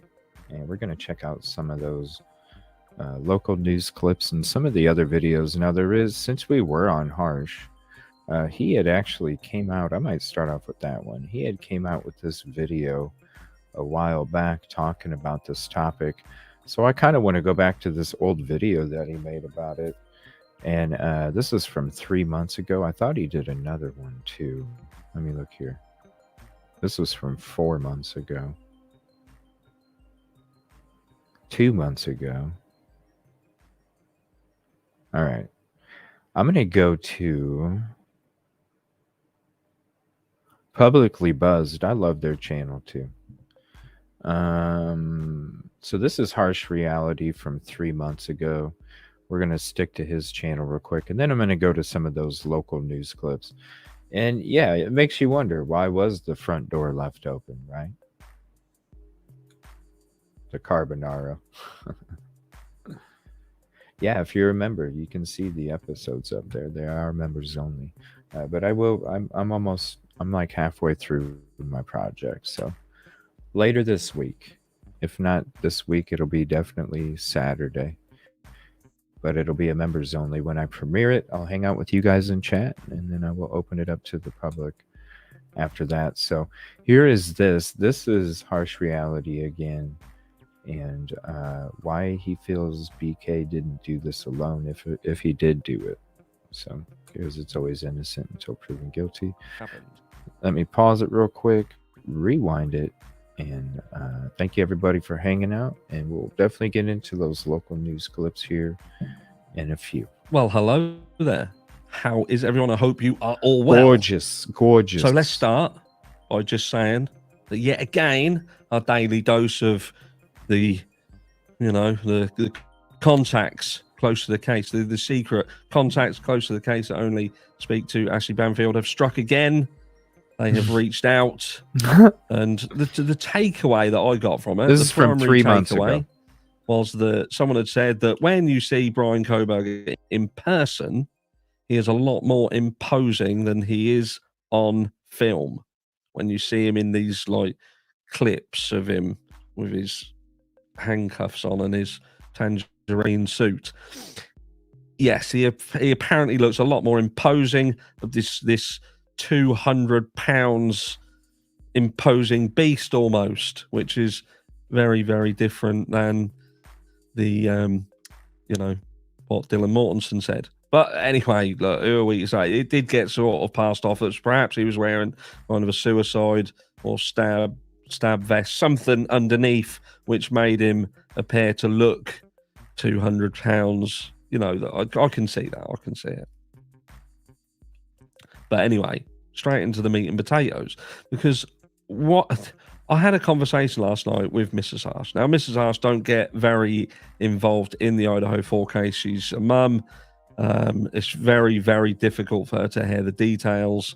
And, all she said was, look, so you think he did it then? You think Brian Koberger's a man? You think he did it? I saw your video and you said you think it's him. And I said, look, at the end of the day, I said, I have this channel, and this channel promotes a a place where people can have a difference of opinion. You know, we don't promote one thing. We don't jump on people or vilify them if they're not agreeing with what we're saying. And it's the same thing here too. This is why I love Harsh, even though sometimes we don't agree on certain things. I'm telling you, when it's coming from the heart, and you can tell because that shit ain't manufactured. It's all day, every day. It ain't someday. It's all day, every day when it's coming from the heart. That's why I appreciate Harsh. I appreciate you, bro. And again, definitely go to his channel and check out his mental health episode that he did yesterday. I hung out in there. It was a great show. Thank you again, sir, for talking about the mental health as well. And we'll be having an episode coming up here soon with that as well. So I should, in fact, promote that. I should promote it by myself being honest and open about my thoughts and feelings. You know, I can't just continue to say, look, I sit on the fence and I don't have an opinion, when in fact I do have an opinion. And I am, and you will know, I am an advocate for innocent until proven guilty. It's not for us to determine whether someone is guilty or not. It's, in my eyes, it's okay for us to have an opinion, to discuss what information is out there, to kind of go backwards and forth with one another and have the discussion as to why we conclude things the way we conclude them, because it helps us to understand the workings of each other's minds. We're not always going to agree, and that is absolutely fine. But what my video the other day was about, if I just had the information that's out there to consider, you know, the things that were found, the things that have been said in the affidavit, you know, I would have to conclude that it would be very hard for me to say that Brian was not involved. Now, by me saying, do I feel that he was involved, and saying, yeah, I do feel he was involved, there's a lot more to that. There is caveats to that. Do I feel in my heart of hearts that there isn't more to the story? I do believe there is more to the story, much like the Nicola Bully case, that we're seeing so much things coming up in that case now. We have channels that are very hard in the paint, pushing that Emma and Paul were. Is that a case that you guys would like me to cover? Let me know if you want me to do a Nicola Bully episode here soon in the future. Involved in some nefarious plan to off Nicola. And we seem to have these hours upon hours of people going over these photographs, these stills of the Ring camera. And I thought to myself, in one breath, you're saying that this is something that had been planned months ago. When Nicola had the visitation to her home, there was something that happened, police in attendance, so on and so forth. And I thought to myself, if you planned this, if this had took months to plan, it was something that had been contemplated and this is what was going to happen, why would you have even left the camera there? That camera was just a complication that you was going to have to deal with. And it ain't as simple as just erasing footage or manipulating, doctoring footage. It isn't as simple as that. All footage, all cameras have metadata behind them. There is ways in which clips can be put through programs. You know, on this computer, I have Final Cut Pro 10, and you would be able to see if images have been doctored, have been changed, so on and so forth. And, you know, I don't buy it. But anyway, I digress. I went off on a little bit of a tangent there. But back to Brian Koberger. And I thought to myself, thank you, Sherry. I I feel appreciate that there's it. more to it. We are missing a very important fact there. We're missing the why. The why did he do it? It was questioned over at Cocktails and Cocktails. And they were talking about, you know, people just snapped. Maybe Brian just snapped. And I can't see, you know, people don't just snap. There is something that always lies underneath, and there is a straw that breaks the camel's back, but you have to find that. You know, what happened? What got Brian's attention from where he was in Washington over to Moscow in Idaho? You know, he was surrounded by students where he was. In Moscow, Idaho, there was 11,000 plus students. You know, what specifically took him to this house, this group of people? Are we saying that it was just simply because he'd seen pictures of them on social media, on the, Instagram and all these. I don't know. And there seems to be a big missing proportion of this. And that seems to me, in my opinion, what law enforcement are kind of throwing out. I said, I believe it was yesterday, throwing all the feelers out everywhere, hoping to pull something in that forms a picture of the why. The why seems to be what is missing here. But, do I feel that there's a potential for someone else to have been involved? I do. I strongly feel, now that time has progressed, that there is a potential, and I tread carefully, with the Brent Kopacker situation. Brent Kopacker, let's not forget, he had mental health issues. He is a war veteran, so I don't want to, piss all over his name. But at the end of the day, look where we ended up. And he wouldn't be the only, war veteran who had suffered from the likes of PTSD and then went on to murder people close to them. There are cases out there, multiple cases out there, where that has indeed happened. I believe there was a Netflix, I'm a Killer, and one of the stories was looked at in depth on this. So look, it happens.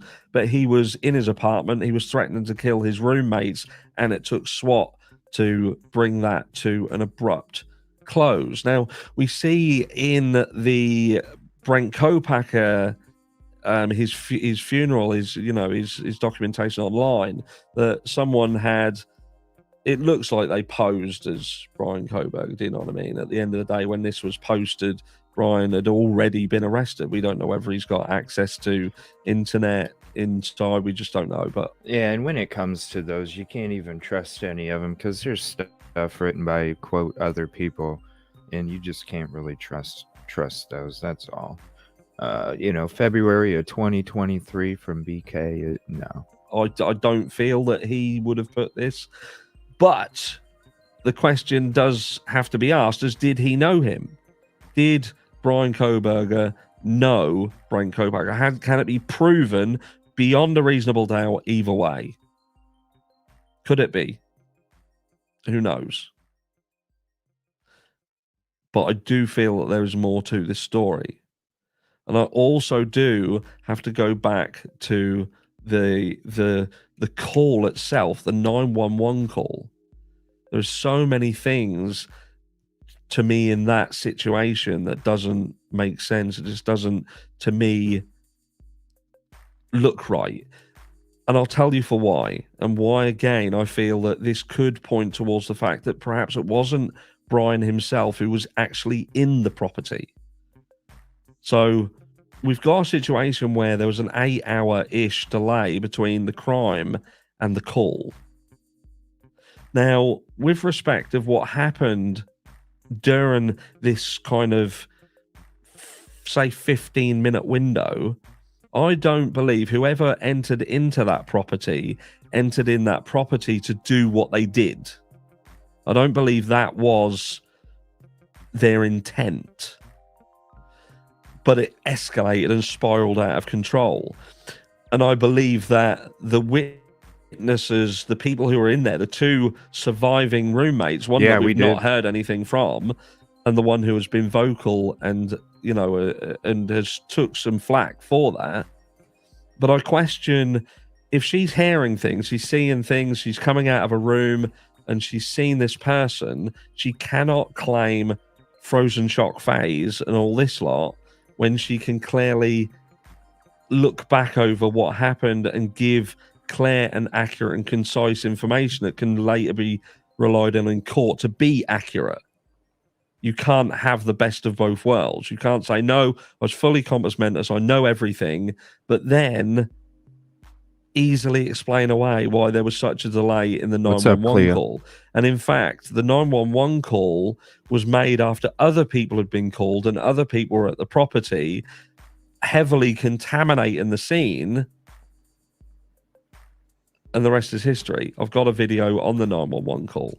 If you haven't seen that video and you struggle to find it, let me know. Let me know down below, and I will happily redo that video so you can indeed see it again. Because I do believe that the representation of that call is covered well in that video, because I believe that is exactly how it happened.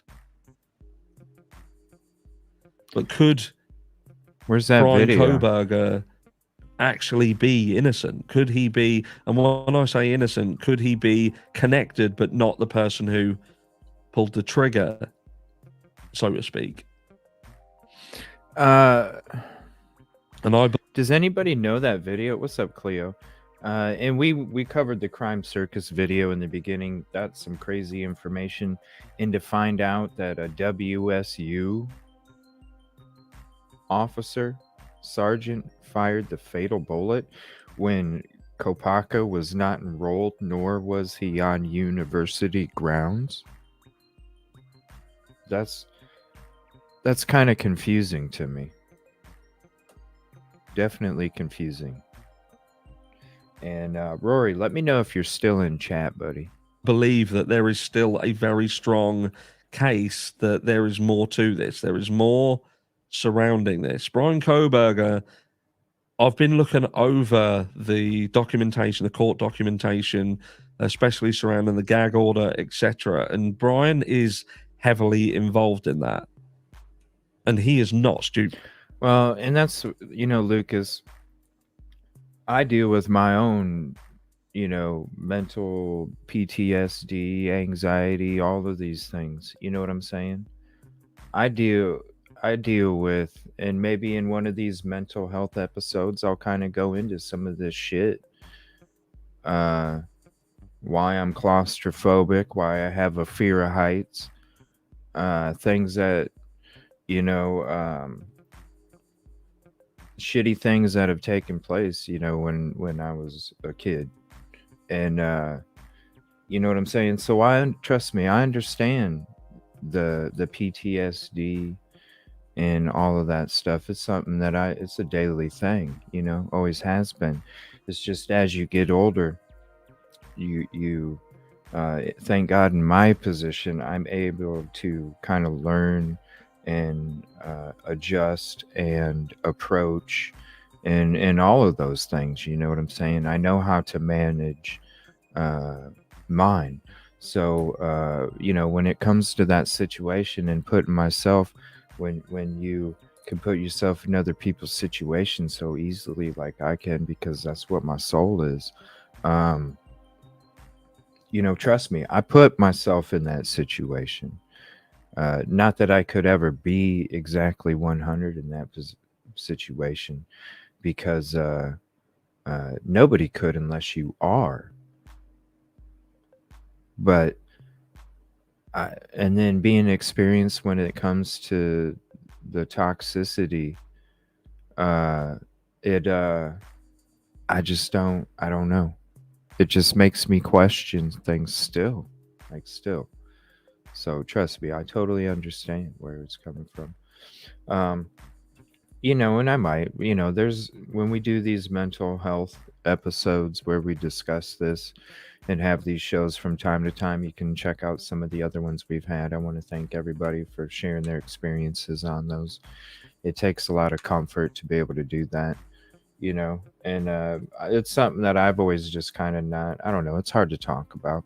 It has to be one of those times where, I just, I don't know, it's hard to explain. As the host, I have to make sure that I'm in a certain mental zone. And when it comes to some of that stuff, when you're digging in, you never know, like it could be all over the place. You know what I mean? So, but I'll try and, there are some things that, when we do have the next episode coming up here soon, I'll kind of get into some of the things that did take place, just to kind of give everybody some kind of, because everybody does share their stories and things that they went through. And so, for sure, but there's a reason, why I'm all about the peace, positivity, and progress in the community, and why I have a big heart, but I have a big foot.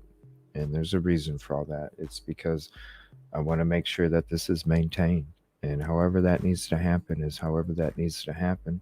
It's not about the quantity, it's always about the quality. It doesn't matter to me how many, it's about who.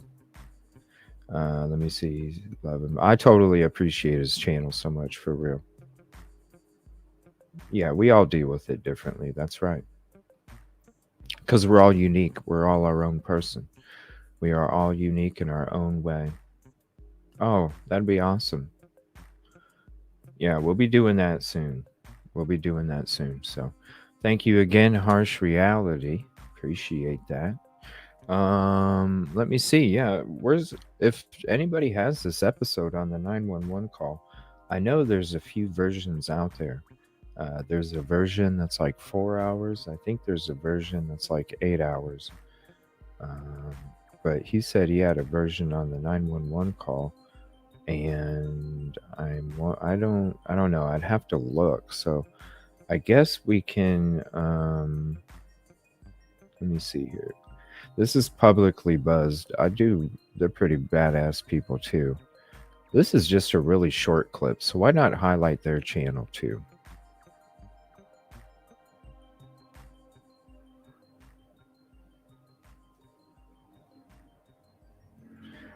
I appreciate Harsh, man, so much. You don't know who I am, but it's all good. I love my super sticker. It's my favorite super sticker because I love coffee so much. So whenever I'm on somebody else's show and I'm dropping a super sticker, I always drop the super sticker that offers a cup of coffee because it fits perfect. So on that mental health episode yesterday, I bought Harsh a coffee. It's like, super sticker. Here's a coffee, buddy. Enjoy your coffee. I love that super sticker. It's too bad it doesn't show the animation on the screen, though. You know, you just see the animation in the YouTube chat. You don't get to see it on the screen. Kind of sucks. Because it would be cool seeing that little squiggly guy, you know, offering that cup of coffee, and the coffee's all shaking around and shit. But I mean, hey, with any of these 911, like the Flora 4 911 call, why is that one not released? You know what I'm saying? Check out my Flora 4 episodes. Why is that one not released? It's ridiculous. All right, so this is publicly buzzed. It's just a real short clip, about 1 minute and 46 seconds, and this is asking the same thing, but this is from 5 months ago. Then we're going to get into this local stuff.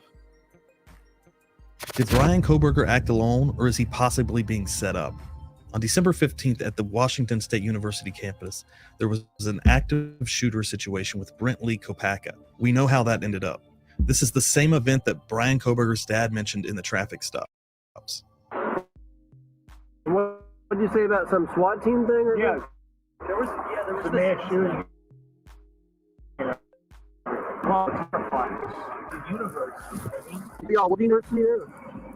Actually, do go to there. There's a lot of talk right now about the Idaho4 house being a trap house as well. Could Bryan and Brent have known each other? Possibly bought drugs together from the hood. Could a full veteran? Hold on 1 second. This shit's bugging out. Sorry about that. They're making repairs over here still. So it might bug out from time to time. I apologize about that. All these storms and tornadoes and stuff, they got to do all these repairs.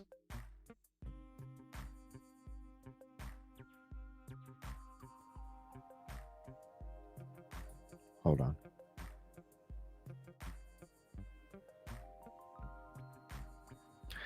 Just give it a minute. It's I don't know, it seems to be cutting out here.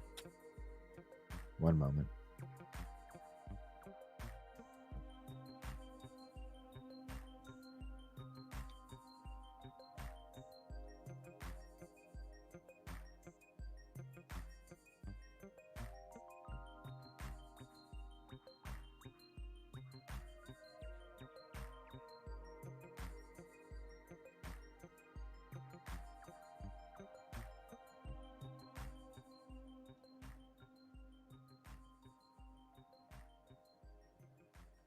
All right, I think I'm good, maybe.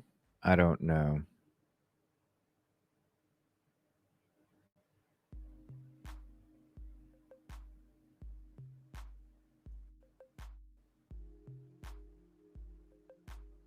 All right, sorry about that.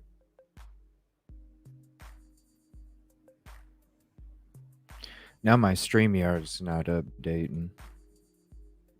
All right, there we go. Sorry about that.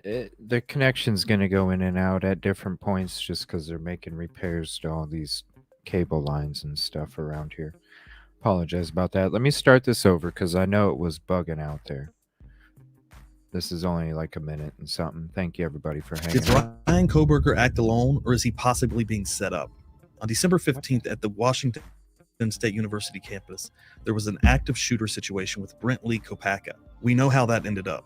This is the same event that Brian Koberger's dad mentioned in the traffic stops. And what'd you say about some SWAT team thing? Or Yeah, what? there was a mass shooting.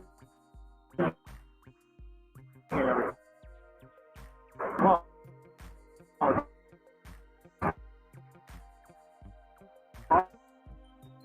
horrifying. It's like the universe. You know what I mean? So, Circus me? As well. Could Brian and Brent have known each other? Is it possible they bought drugs together from this neighborhood? I've seen people also say the sheath. Could a former U.S. Army veteran have owned a K-bar style knife and sheath? Was the sheath dropped or planted? Did they work together and this Army veteran with severe PTSD snap? I found this extremely interesting also. This is from a Reddit thread. BK reportedly asked a neighbor whether they'd be able to kill somebody as a member of the military. In another conversation, the neighbor told CBS Morning that Koberger asked if he had watched Netflix's Dahmer, a limited series that tells the story of a notorious serial killer's life. He said that in that conversation, Koberger mentioned how rare serial killers are. The neighbor recalled a third conversation in which Koberger asked whether he'd be able to kill someone as a member of the military. Everything I'm saying is allegedly in speculation. I can't wait to see what gets laid out in court with evidence and facts. But there was a lot of speculation and discussion going on. What do you think? Do you think Koberger acted alone? Do you think this has nothing to do with the Idaho4 case? Please let me know in the comments. In the meantime, you might like this. Thanks for watching.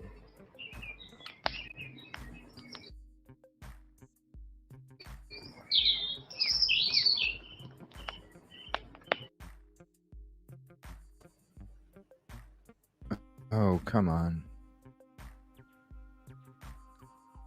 Sorry, it's being kind of buggy here. All right, let me go back to my folder here. So, this is going to be some of the local news clips here. Let me see here. And then I did, as I was going through some of my old stuff, I did come across some of these. Is it cutting out again?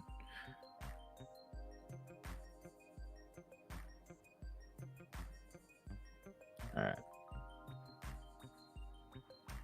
All right, so I did see some of these other ones that were talking about the buddy. So this is, let me see, WSU police identify officer involved in the shooting. So this is a 28-second clip here. This is interesting because, like Crime Circus said, there was no enrollment and it was not on university grounds.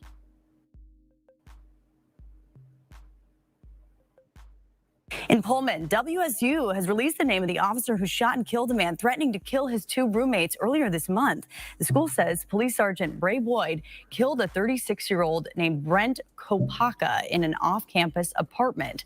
Boyd is currently on administrative leave, which is standard procedure following the use of deadly force. Kopacka was a veteran who suffered a traumatic brain injury in Afghanistan and had severe PTSD, according to his family.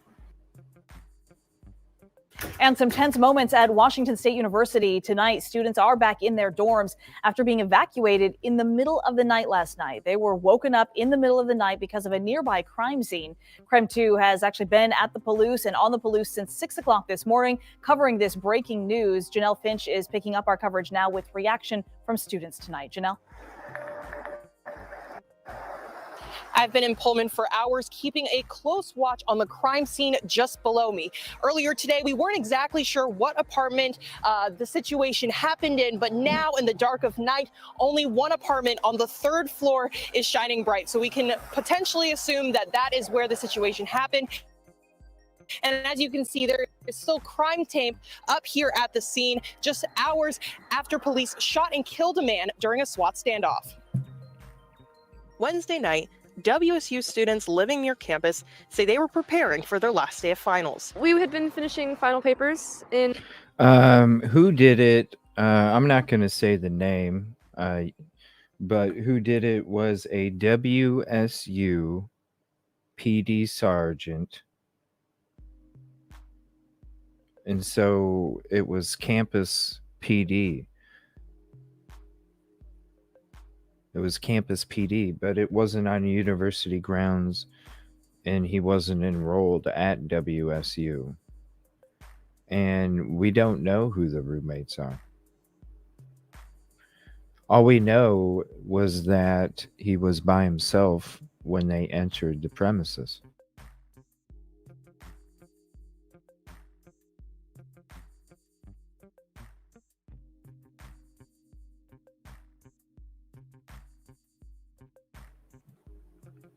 We just know he was by himself. So this is a neighbor, I think. They were preparing for their last day of finals. We had been finishing final papers in my apartment. We finished around, they were doing midnight, right? Midnight, yeah. So we finished around midnight. We were leaving to go get food. But when university students Kylie Canyon Brewer and Madison Barbon walked out the door, they ran into an unexpected situation. We walked out. She walked out first. There was just a ton of people in the hallway, cops. Pullman police responded to their neighbor's apartment at the complex just off of Stadium Way around 8:40 p.m. According to Pullman police, a man in his 30s was threatening to kill his two roommates.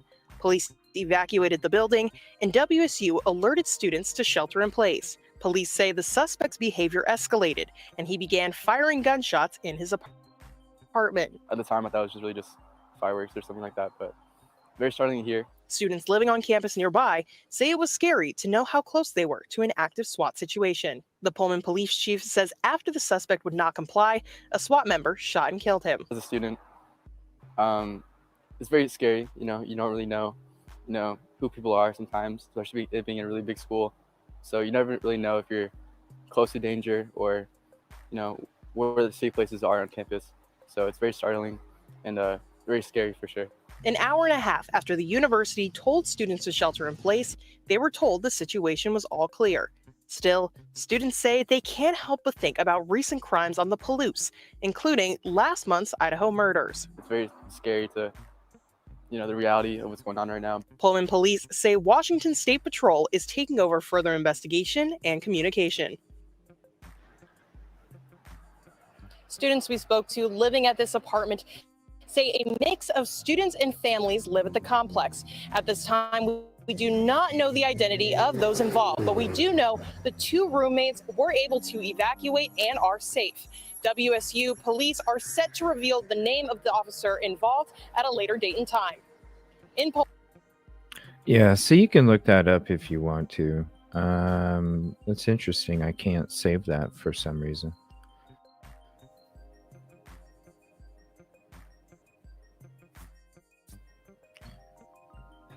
So let me go to... In Pullman, WSU has released the name of the officer who shot and killed a man threatening to kill his two roommates.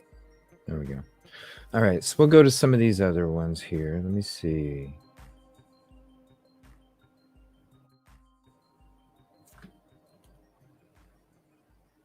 WSU campus. WSU campus PD. And Mindshock has a really good video about that too. So this is the timeline right here. Let me see. I think we just watched that actually. Hold on one second. No, we watched that one. So this is the next one right here. So there's three more of these local ones, and I'll kind of just let them play one after another. And then there's some other videos I want to check out real quick, and then we are tracking break. It's just very interesting stuff here. I haven't watched these for a long time. It's interesting how there's not much being said either. News this morning. A lot to get to. The big story right now is what's happening in Pullman. This morning, we've learned that a man is dead after a standoff next to WSU's campus. Channing Curtis is in Pullman right now. Channing, what information do you have for us this morning? Yeah, Tim, we actually just heard from the Pullman chief of police literally just moments ago, who gave us a slight update on the situation. So now we did learn that around 8:37 last night, police received a phone call from actually this apartment complex right behind us. And they didn't tell us who called, but we do know that a man in his 30s was threatening to harm his roommates. So at that time, police did respond. They were able to get those two roommates out safely. We're told that they're doing fine at this time, but we're also told that a member of the SWAT unit did shoot and kill that 30-year-old suspect who was threatening to harm his roommates. Now, again, police have told us that this is the early stages of the investigation, so they are continuing to work. And again, this is a very active scene behind me right now. While we just got here at this area, we saw another couple of police cars who pulled up from Pullman Police, but we're also told that Washington State police are actually on their way as well. They're the ones who actually have to clear this scene. As you can see, there's still a lot of crime tape, and this section of the street right near Stadium Way is still closed off. Traffic is being slightly rerouted, but it's not a major impact to traffic in the area just yet. There's just a few lanes that are closed, and people are taking the slight detour in the area as well. So now we're going to continue gathering more information for you all and try and speak to some students here who are impacted, because of course this is late in the semester. I'm sure a lot of people have finals and those late classes to get to, or early classes rather, to get to this morning. So we're going to continue gathering the latest information, and we'll share that with you all morning long here on Up with Crim. All right, Channing Curtis reporting live in Pullman for us. Thank you, Channing. We'll check back in with you. All right, are we ready? Yes. Okay. You guys ready?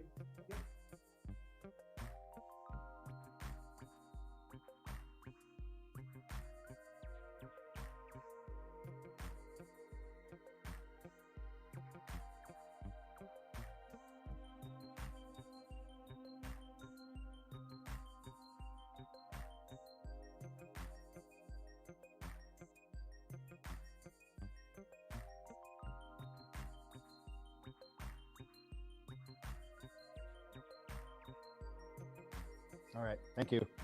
So on December 14th, 2022, at about 8:37 p.m., our officers were dispatched to the 1000 block of Latah Street for a weapon offense. Officers learned a male in his 30s was threatening to kill his roommates. The roommates were evacuated from the apartment, and police officers attempted to speak with that male, who barricaded himself inside of his apartment. Pullman PD crisis negotiators and the Whitman County Regional SWAT team responded. The suspect began firing from his apartment. The area was evacuated. After unsuccessful negotiations, his escalating behavior and a continued danger to the public and others, the male was shot by a member of the Whitman County Regional SWAT team. The suspect was found deceased when the Whitman County Regional SWAT team cleared the apartment. On behalf of the Whitman County Regional SWAT team, Pullman PD has requested assistance of the Washington State Patrol to investigate the officer-involved shooting. Further information will be released by the Washington State Patrol. Per RCW 43102, this investigation must be completely independent of the agency whose officer was involved in the use of deadly force. The Whitman County Regional SWAT team is made up of officers from the Whitman County Sheriff's Office, Pullman Police Department, and the WSU Police Department. Thank you. I don't really have anything more I can give you at this time. I just mean, like, to some things that I heard, but I want to make sure it's right. Okay. What was the block number? In the 1000 block of Latah. You said it was a man in his 30s threatening to kill his roommate? Yes. Did his roommates get out? Yes. Do you know when that call came in? 8:37. Has that officer been put on administrative leave?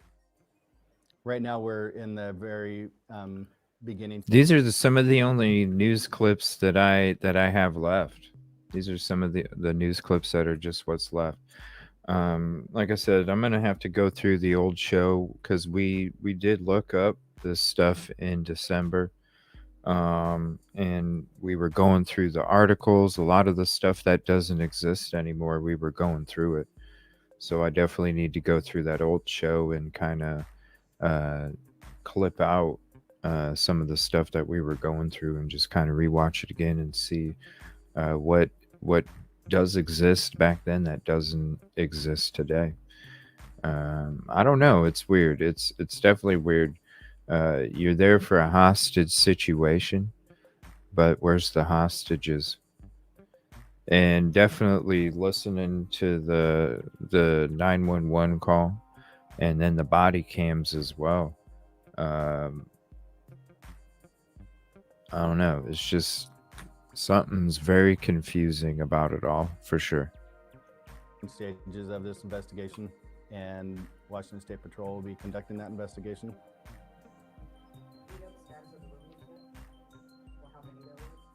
There were 2 roommates that were evacuated, and they're fine. Was that before or after the firing? Before.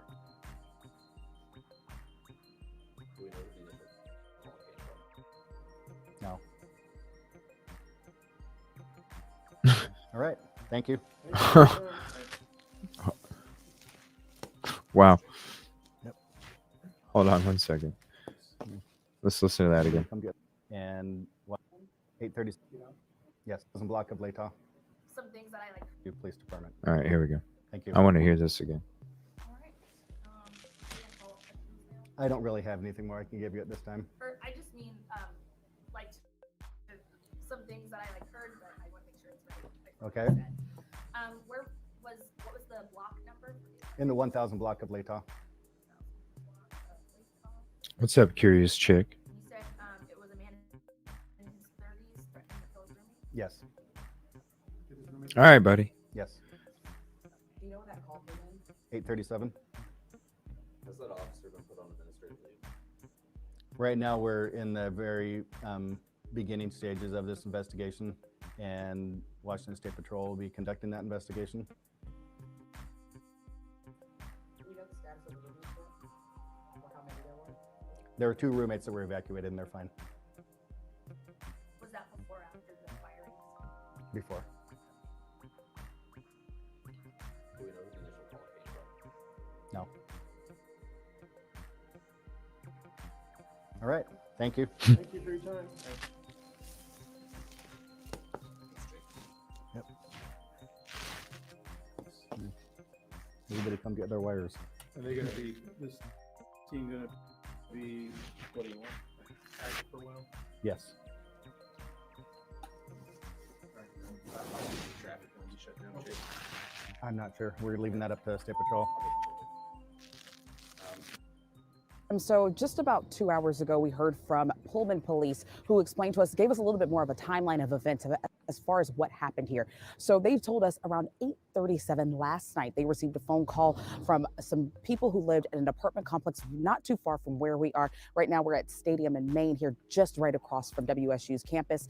And they told us that at that time, they received a phone call from residents at that apartment saying that that one of the people in that apartment was threatening to harm and kill some of their other roommates. Now, there were 2 other roommates What's that up, were in Mikey? the apartment at that time. Police were able to get them out safely. We're told that they're doing fine. But that 30-year-old suspect who made those threats, that the male in his 30s, we are told that officers did shoot and kill him. Now, we were able again to speak to the chief of police in Pullman, and here's a little bit about what he had to say about the situation.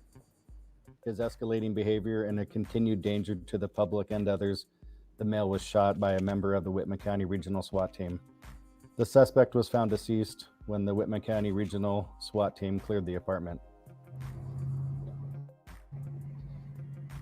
Now, there is still a heavy police presence here in the area. Part of the street right here is blocked off. It's just a few lanes that are closed, so it's very easy to get around. There's also heavy police presence directly behind me with both officers in their uniforms and some out of uniform as well. We also spoke to some of the businesses here in the area who said they really weren't even notified of the situation. One of the women that I talked to at this coffee shop right here, Zoe's, who actually told me that the only reason she was notified was just because her significant other actually happens to attend the school and they got the WSU notification. But several others of their staff members had no idea what was going on this morning when they came into work. So it's lucky for them that they were actually able to get in and get safely. Now, WSU, since this has all happened, has issued an all clear for students. Students are allowed to now return back to classes, especially on a day like today when many students have finals. That's incredibly important. However, again, this area is still blocked off. There is crime tape around, and this is still an active investigation. We're also told that WSP is going to be the ones taking over this investigation, and until they arrive and are able to clear the scene, this crime scene will remain active. We'll continue gathering more information here in Pullman. I'm Channing Curtis for Crim 2 News. Tim, I'll send things back to you in the studio. Yeah, Channing, I actually just spoke to a mother. Her son goes to WSU and actually lives in those apartments there, and they were waiting to take a bus to be transferred to Beasley Coliseum because that sounds like where students were being taken to shelter in place. What did you see at Beasley Coliseum when you drove by? Are people still at the Coliseum? Are they still staying there? What's the latest there? Yeah, that's a great question, Tim. Actually, we did go and drive by Beasley Coliseum several times, just kind of made it around. It was still dark when we did that, but there was at that time nobody was in the Coliseum anymore. As far as we know, that those students have been cleared from the Coliseum. All right, Channing Curtis reporting live in Pullman for us. Thank you so much. Yeah, it's like, oh, whoa, whoa, whoa, whoa, whoa, whoa, whoa, whoa, whoa, whoa, whoa. Ooh, this is actually what I was going to go to next, a video from Mindshock. Let me go ahead and click on that real quick. Let me see. Now, this is an interesting channel, interesting fella. I don't know, when you talk about doing live streams, holy crap. This channel puts out some live streams that are like hours and hours and hours long.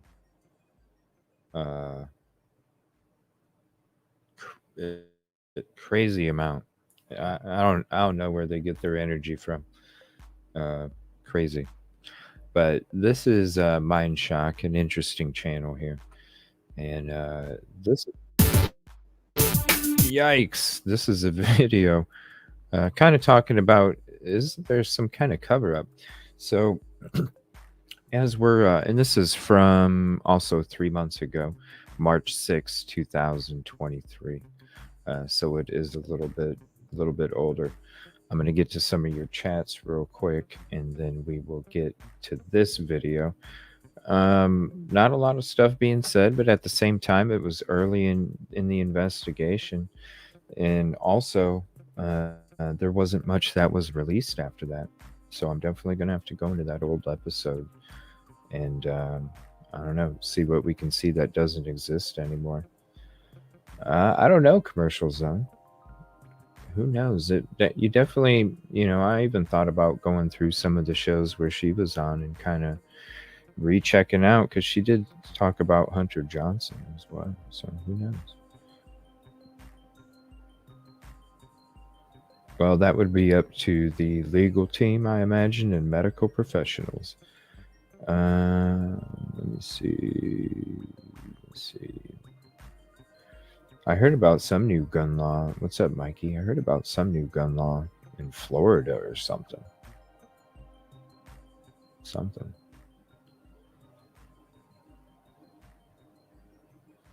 I think so too.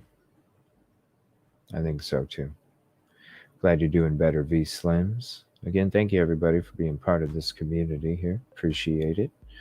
Let me see here.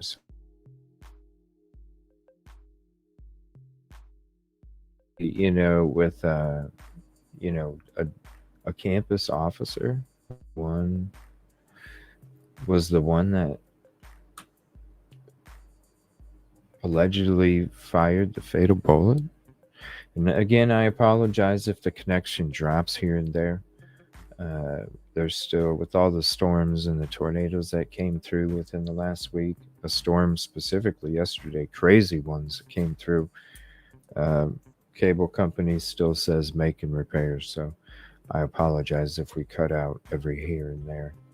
As crazy as Florida was, if there was, as far as the local media, you think they would have. You think there would be more stuff out there too. That's what I'm saying. I got to go through my old episodes, and maybe we'll get into that in a show tonight,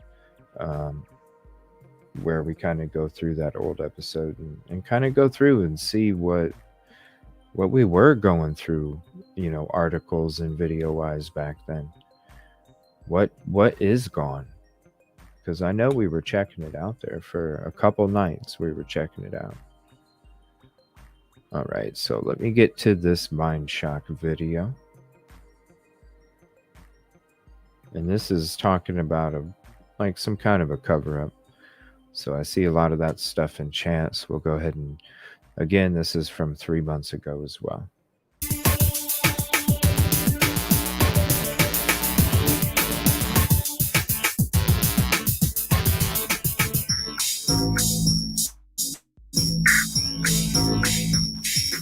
I mean, this is all quite shocking.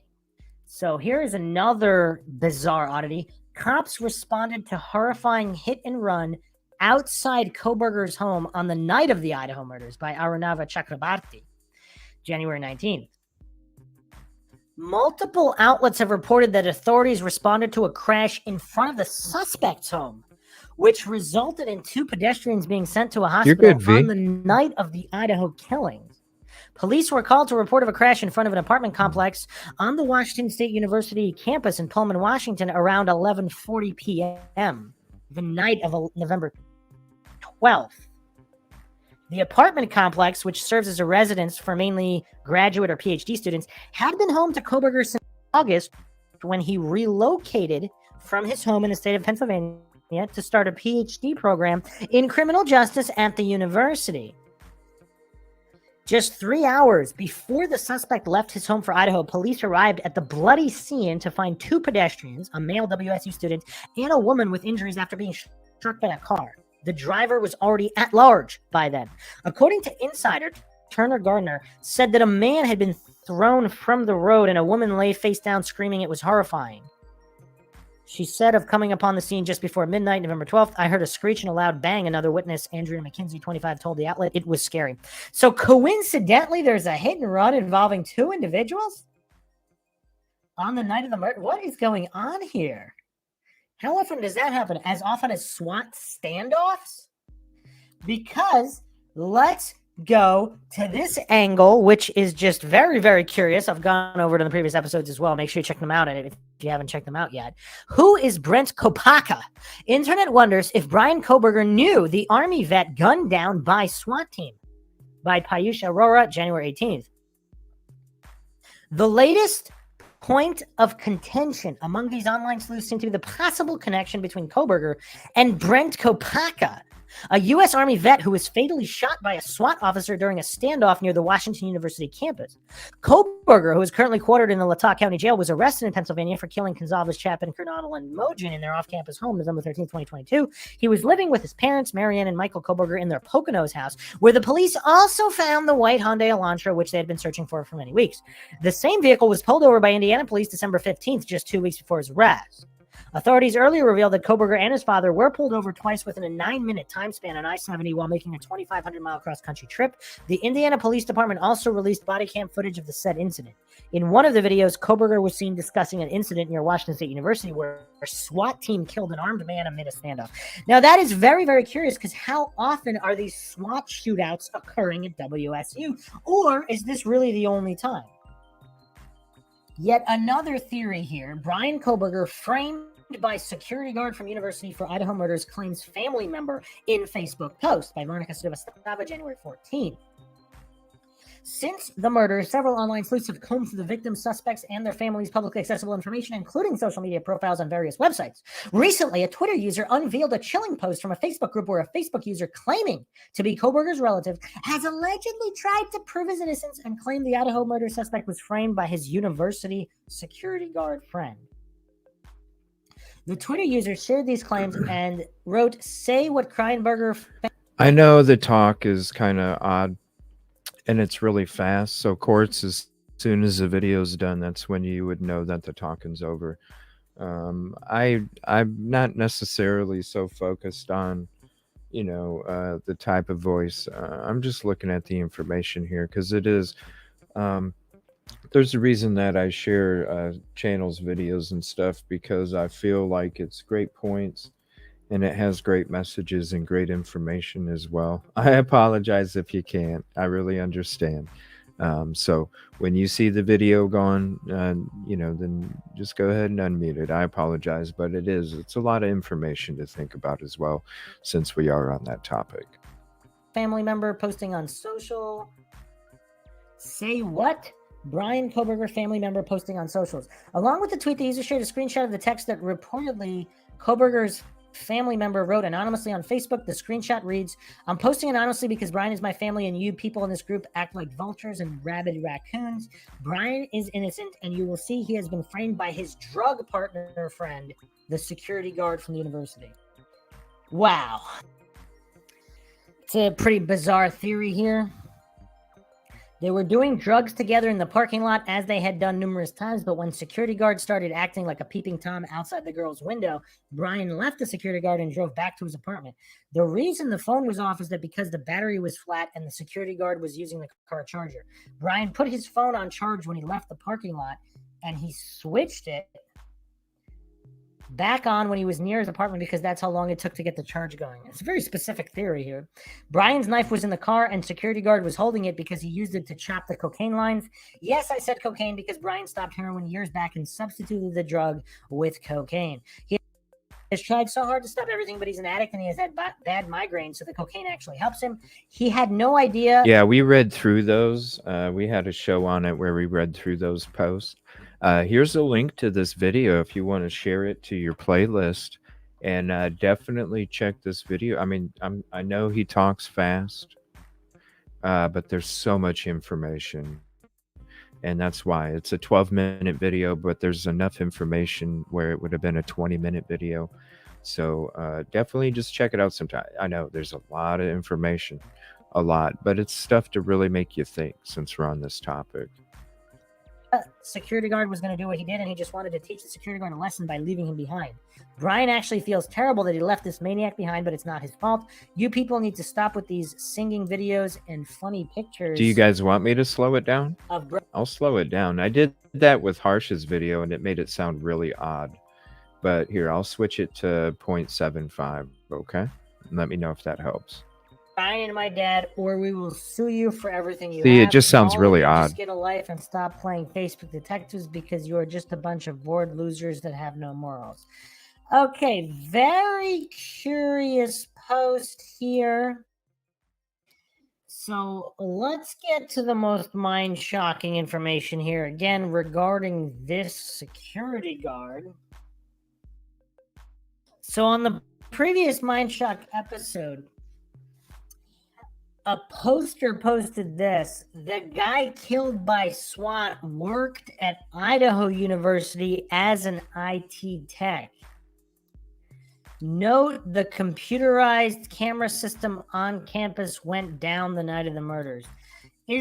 So has that been verified that the security system at University of Idaho actually went down during that particular night? In obviously the house not that far from the university. If so, is it also true that this guy, this security guard who happened to be killed in a SWAT shootout, actually worked at the University of Idaho? Is it possible he was the one that shut those cameras down? I mean, this is like a never-ending rabbit hole here with this guy shot by SWAT. Something just feels off about the whole thing again. See what I'm saying? Something does feel frickin' off. Definitely. And I'm going to play one of my old highlights. Speaking of Rory, it's before Rory and I actually ran into each other. I ran into this video from Rory. Said, yo, man, anytime you have a seat.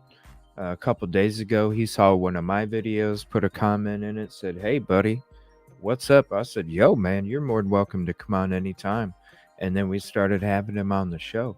I'm going to show that highlight because the shit just don't make sense. Again, unless it's a common occurrence at Washington State University. If it is, then okay. But if it's not common, it's never happened before. The timing sure is curious. What's up, Melanie? Does the security guard know something at the least, whether or not he was directly involved? I mean, was he? And that's what we were wondering. And thank you for hopping in. That's what we were wondering before. Because when we had Kim on, she was talking about how there was something with the fire hydrant. So you would think that there would be, right? You can't make this shit up. That's damn straight. I'm gonna go through in my break from this afternoon show to the evening show. I'll be back on at 6:30 Central, 7:30 Eastern for the show tonight. In between my break, I am definitely gonna try and find these old episodes where I went through that shit. We're gonna go through that tonight. We're gonna go through my old show where we went through the all the articles and all that stuff when it comes to the SWAT.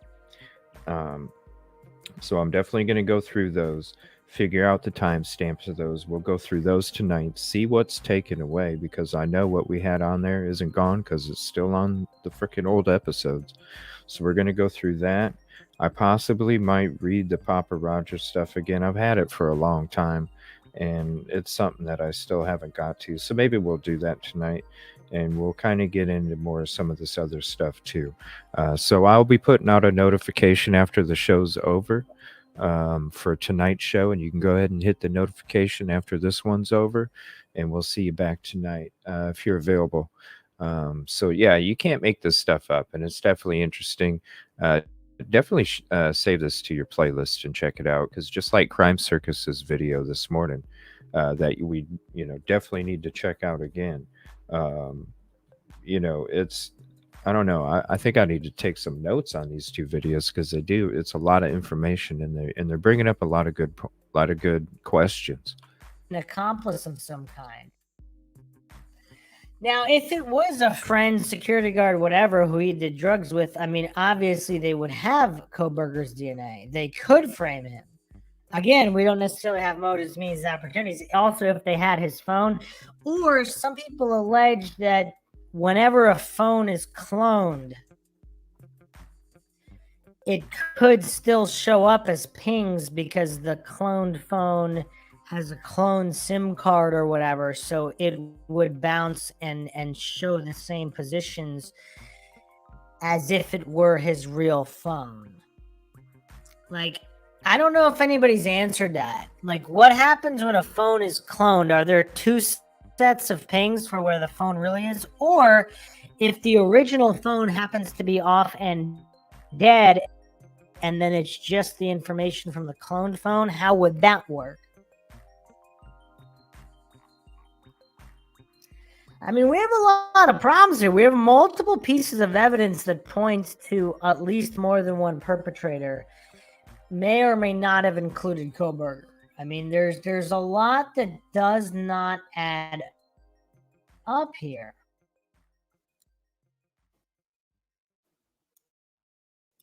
There's actually one more oddity here, which may or may not link to this security guard, if he was also some kind of computer guy, or if there's other people involved here. But this is another article I didn't go over yet, all the way back December 30th, 2022.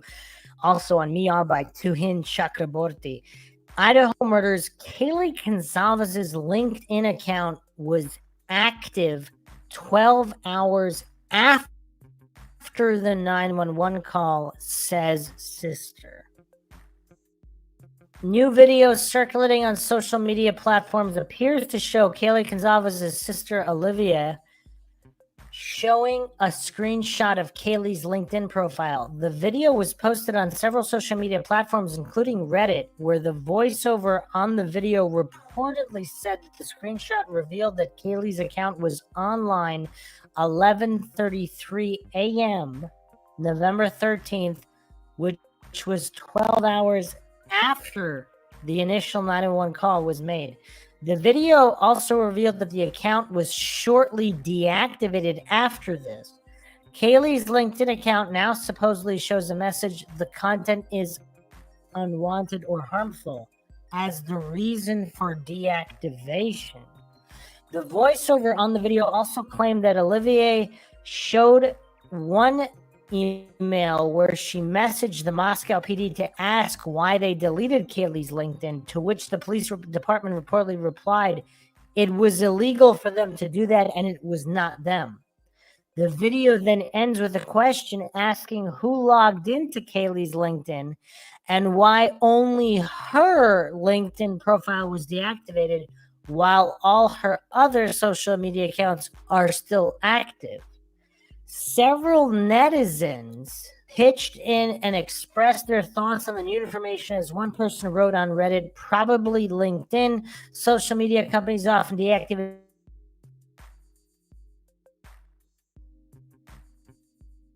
happened 12 hours after the murder. The names had not been released at that point. LinkedIn wouldn't have deactivated this account, certainly not at that point. Someone noted a hollowed out green circle indicates that someone is not actively using LinkedIn, but has push notifications enabled on mobile. The same day, though, there wouldn't have been an obituary or anything to verify a death. Yet another user remarked. Yeah, that's kind of weird. Regarding Madison Mogen, another super depressing, though. She's so well-spoken, seems pretty driven. No doubt she had a bright future ahead of her. Rest in peace, angels. I don't know exactly what triggers LinkedIn specifically to deactivate an account, but maybe, just an example, there were some very disturbing troll comments on Kaylee's account, but not on Maddie's. Or some friend of Kaylee or the police contacted LinkedIn and requested it was deactivated. I'm open to other ideas, including someone else accessing Kaylee's account. A lot of things seem possible at this point. Another user added, I wish I had other theories, but yeah, I mean, of what you said sounds a million times more legit than killer deactivated it, yet another user remarked. Yeah, this is really weird.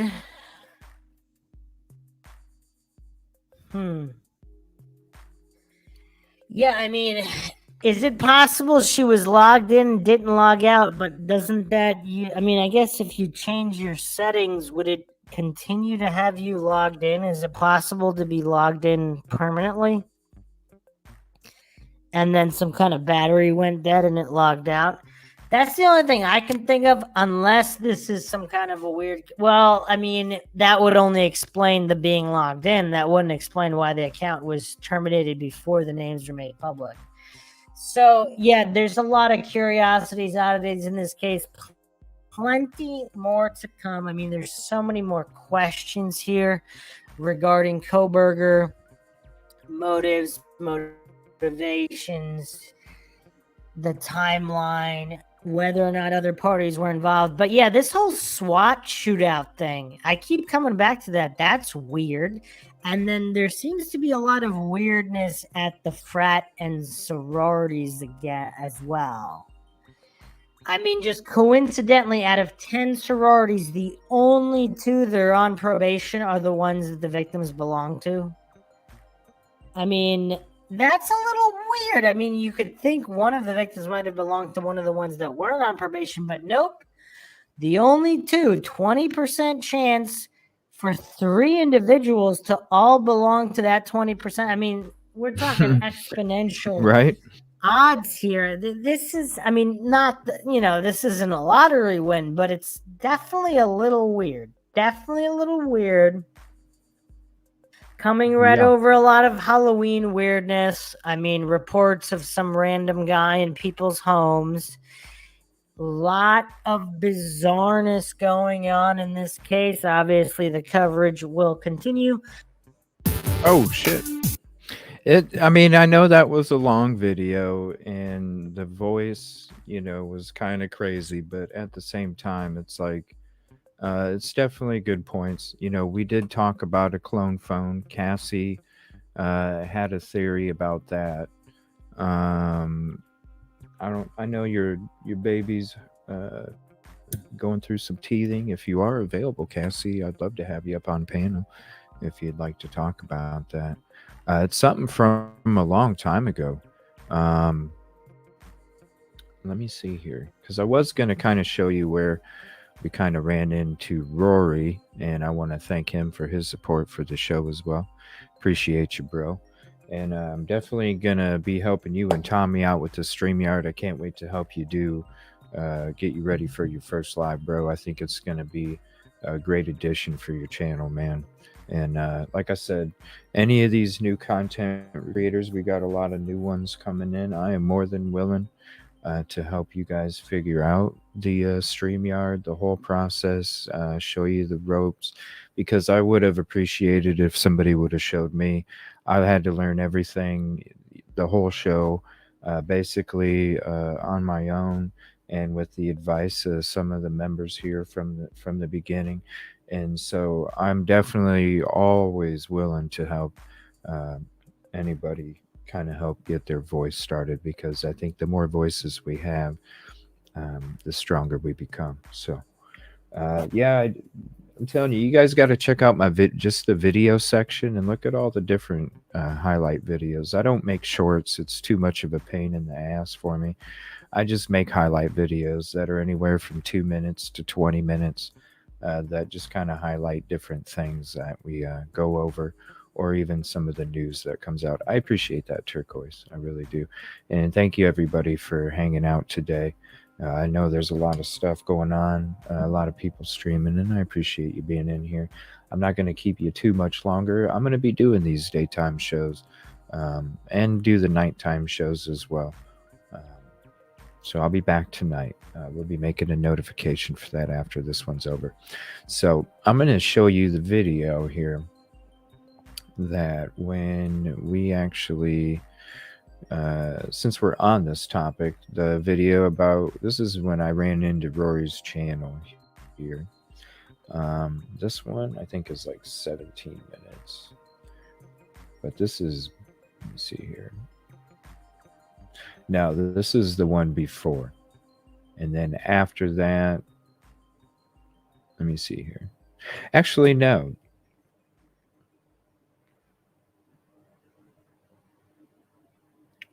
Let me see here. This one's 24.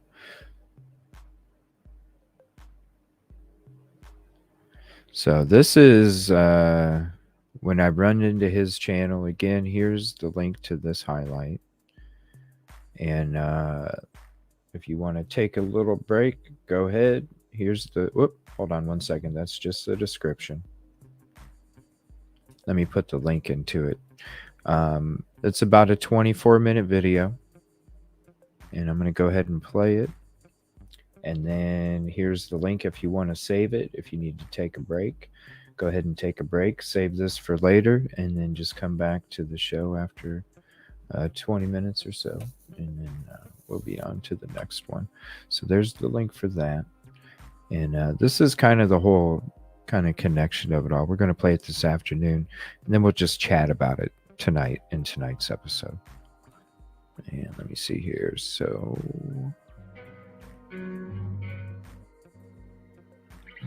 now, keep in mind, this is from June 1st. This is based off of June 1st and everything that's came out since then. Or before. This is the gentleman that I'm going to be honored to have on Thursday. So I'm excited to have Thou Shalt Not Kill True Crime. If you're not sub, definitely go sub to it.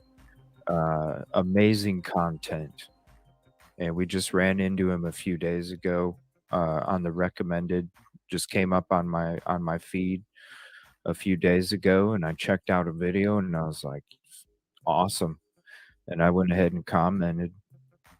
I was like, thanks for all the hard work. Because you know what? I know how it feels for all those content creators out here. It's a lot of work. So anytime that, you know, I see something that moves the mental, I got to say thank you, because I do appreciate it, because I know how hard it is. Very cool stuff. We're going to go to one of the videos here. It kind of ties into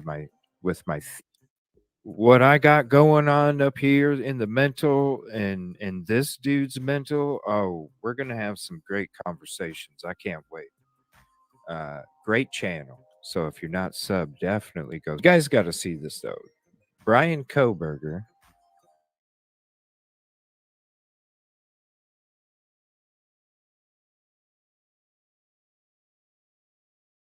Got to check out the highlight. I'll put the link in a second. Great work. Thou shalt not kill true crime. hello everyone. Thank you for stopping by. Good to see you again. Sorry I haven't seen you in a couple of days, but it's been for a good reason. I've been traveling. I'm here at the Steptoe Apartments. And we all know what the Steptoe Apartments is. This is Brian Koberger's apartment complex where everything went down. So I took a walk around. So I'm going to give you guys a little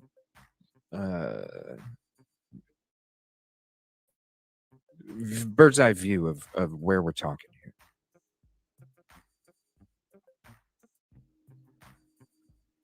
So Steptoe Apartments, that's where Brian Koberger resided, okay? So the Steptoe Apartments are right here. Now, when he left that morning to commit the crimes, he could have went to the right to a rural road, or he went to the left where there's cameras all over the frickin' place. Trust me, in the highlight I show you the cameras, they're all over the place, right? So if you're really trying to like be sneaky, why do you go this way? But the other thing that comes with this is that Steptoe's up there. Kopaka resides right here at Coffee House Apartments, okay? Because that's going to be in the video too. So why was his phone pinged and he was seen on surveillance by a camera here at 2:44 a.m. when there was also surveillance of suspect vehicle on Linda Lane at 2:44 in the morning? And this is in Moscow, but we're not talking Moscow. We're talking Pullman. So back to Pullman, back to the video. Let me see here. I just wanted to give you guys just a little idea of a bird's eye view. Give me one. My shit dropping again?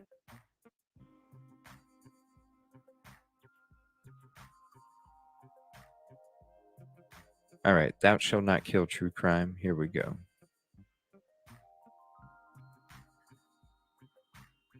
Steptoe Apartments. Steptoe apartment complex where everything went down. So I took a walk around and I was looking for the storage unit. I believe I found it. I think it's right here on the side of the house.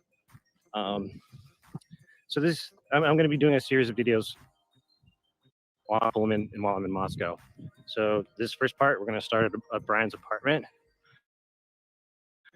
And we're Awesome gonna work. Take a look at his perspective. We're going to get into his mindset. What's going on in this place? What's up, Silky? What is he consuming mentally and emotionally while he's here? What's on that Fire Stick? What's on his computer? What's going on? Oh, we're going to have some great All conversations. around here. We don't want to get too nosy, so we'll walk around. Let's go find this storage unit. So I believe it is impossible, right Patty. Here. And I believe so because of the padlock right here. Now, if we pull this down and open it up, that is not a storage unit. So no.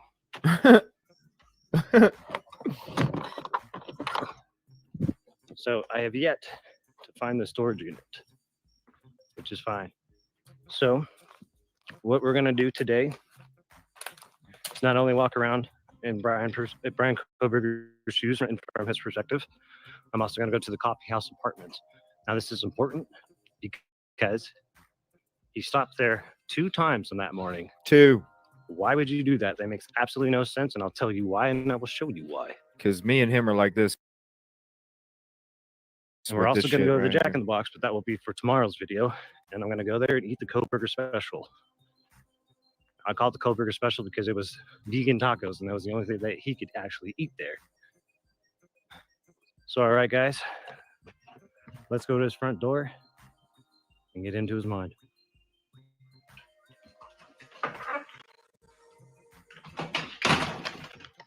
So as Brian Koberger closes the door that night and locks the door, what's going through his mind? Is he seeing nothing but What's dead up, red? Justice? Does he hear nothing but screaming in his head? Or is he so locked in on Maddie that he feels nothing? So comes down, walks down the stairs. God knows what happens. Gets in his white car. See what I'm saying? Like we go from anonymous Beth sneak peek to like getting an actual fucking realistic visual of how this shit could have went down. And Fucking hits the awesome. road. So I have a couple questions to ask. So at this point, Maddie's nothing but an object to him. Now I wonder if he actually expects her to be all by herself. Now, if he is stalking her these 12 times, I'm very sure he'd pick up on who's in that house and who's not in that house. But at this point, is he just so dead set that he wants to test himself? He wants to see if he is that smart, if he can pull off the ultimate crime, if he is the next Ted Bundy? Or is this just a wrong place, wrong time? Now, I wanted to head to this bench over here because last time I was here, it gave me a very eerie vibe. And it's only about 300 feet away from Koberger's apartment. What's up, Ava? And I don't know why it gave me such a weird vibe, but it did. Thank you for the sub, Giggles. So here's the bench I wanted to show you, and here's why. Exactly. Why so serious? This is what was crazy when they first put out the photo, the gas station photo, right? When they first put out that photo, and oh shit, I forgot to send the Silky email. When they put out this photo,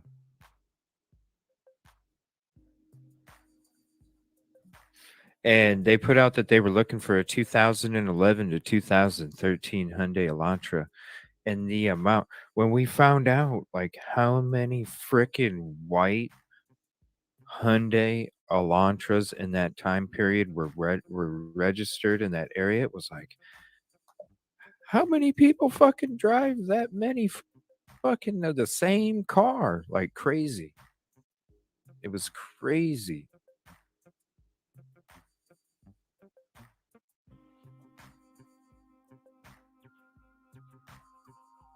Yes, Jinx, let me send that real quick. What's up, Melissa? Thank you for hopping in.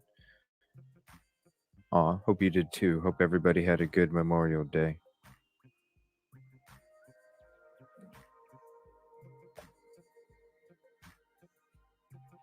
It just these two times that's why I'm saying there's more than one person, because how can you have this car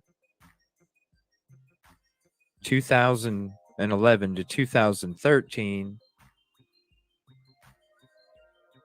have a 2015, and they be in different spots at the same time, but it's just labeled suspect vehicle? It means there was two people, because you're not Doc Brown and Marty McFly. I said the shit last night. You're not. It's not fucking possible. Back to the bench. Take a look. Look at all these windows he could just look in. Just sitting on the bench, acting like he's doing homework on his phone, whatever. Now, he was accused of breaking into a female student's apartment here under the ruse that he was doing it to prove to her that she should buy security cameras. I'm very sure that's where he Marty McFly. was That's stalking. that's the only one I know that looking could through be windows at two to pick places his at the target. same time. So now we're gonna walk back. So now we're gonna walk back towards his house and get in the car. That's the only Now this one I is know. where it gets interesting. So when he gets in the car, he doesn't go straight for the freeway, which is 2 minutes behind. This way. He goes to the Coffee House Apartments. At 2:45 a.m., he will be spotted on Nevada and Stadium Way. Just one block up from the Coffee House Apartments, where one Brent Kopaka lived. All right, guys. So this is where we're going to start trying to connect Brent Kopaka. What role, if any, he has to play in this. So we're going to go to the Coffee House Apartments after that. And I've worked up a bit of an appetite, and we're going to hit the Jack in the Box. Alrighty, time to get in the white horse. Alrighty, guys, how are we doing? So I just arrived here at the Coffee House Apartments, and I gotta be honest, I just parked my car, and on my way here, the first thought that came into my head is, what in the actual hell did he drive out here for? It makes no tactical sense, makes no practical sense. It's 7 minutes away from his house. Yeah. The freeway to Moscow. Go and I'm serious. Look at this shit. You're gonna pick. Listen, look. I gotta show. Like for the ones that haven't seen it yet, I gotta show you. Look, you're going through a fucking city. You're going through a fucking city. I mean, look at how fucking. Look at camera. Camera. Right there, camera. Look, you really need 3 fucking cameras? Like this place is surveilled. Like there's cameras freaking everywhere. There's college buildings everywhere. Why in the hell would you drive through all of that when you literally could have just hooked a fucking right, went down a couple streets by some apartments, just some apartments, and then you're going by dirt and fucking farm by an airport. Literally a back road. Literally a back road to frickin' Moscow. But again, how are you going to be at Linda Lane and the fucking this Washington building surveillance at the same exact time? It don't make no damn sense. Now he's heading to the Coffee House Apartments, which is where Kopaka resided. House. The freeway to Moscow is 2 minutes behind his house. Why would he come here? Makes no damn The way sense. this guy thinks, the way this guy operates, everything we've been told about him, there is no point in coming out here. Not once, but twice. Now at 5:45 in the morning is where he's caught on camera right down there. His car is caught on camera at 5:45 a.m. Yeah, and also at 5:45 a.m. Just to point that out, everybody. Before and after the freaking crime, yo.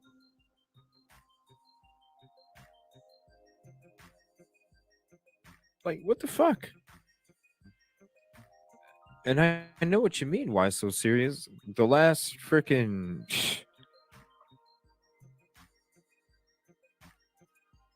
I don't know. Ever since we started hearing Kopaka's name last January, I just feel it in my gut, and I always have.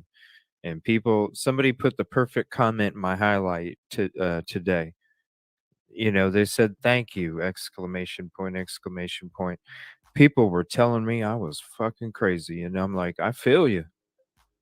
I feel you, because there's so many people that thought I was fucking nuts.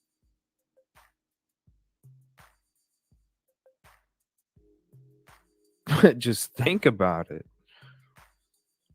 And I feel the same. I feel like I said, I don't know. Just like I asked a few nights ago, what do you guys think if he fucking confesses not to doing the crime, but to some shit like, yeah, I mean, I helped plan it. I didn't go in, but I know who did.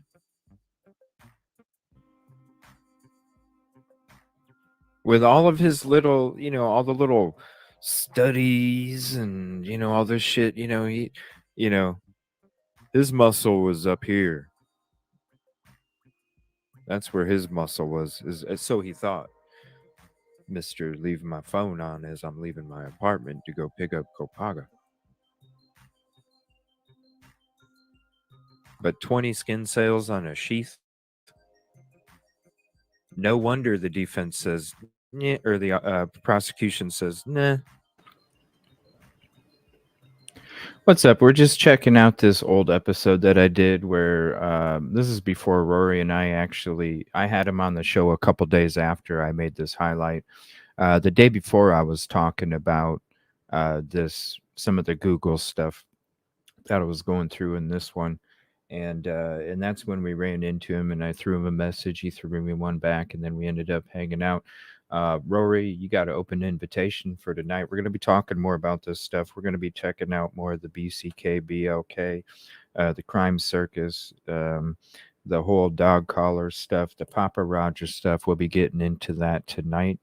And then after this video is done, we got about 7 or 8 minutes left of it. After this video is done, I'm going to end the show for the afternoon. I will put out a notification for this evening. So come out and hang back out again this evening if you'd like to. And after the show is done, I'm going to go hang out in Dago's chat for a while and just say what's up and go support Dago. So definitely come hang out with me after the show's over here. We'll be ending it in about 15 minutes. And then I'm going to go over there and support him in chat as well. So go ahead and click on that link if you're not subscribed to him. And come hang out with me and chat over there as well. I'll be hanging out over there for a little while before I go through my prep for this evening. And again, we will be going through a lot of this stuff, not necessarily these videos, but a lot more into this information. So thank you all for hanging out. I appreciate it. And I loved having the first day stream in a while. What's up, Unravel? I would love to have you on as well. I'm telling you, you got to go check out Ravel. I'll throw her link in the chat here in a second. Great videos. Actually, I would like to play some of them tonight, if that's okay, Unravel. I appreciate you hanging out in the show. And just a few more minutes, and then I'm going to go hang out in Dago's chat. Thank you, everybody, for hanging out over on this side. Appreciate you. Who cares? You don't need it. We don't need it. This is from June 1st. By the way.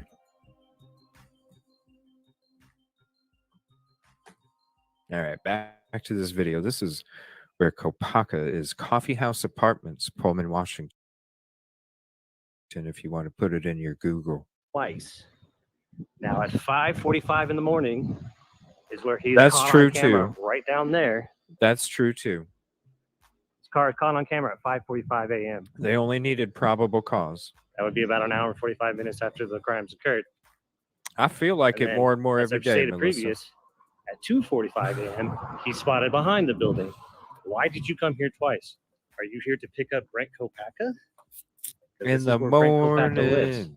This is his apartment complex. Now, to remind you of why Brent Kopaga is on our radar, it is because... Listen, I got some crazy emails that I'm going to share with you guys in a little bit, okay? And I hope that the person that sent these emails to me,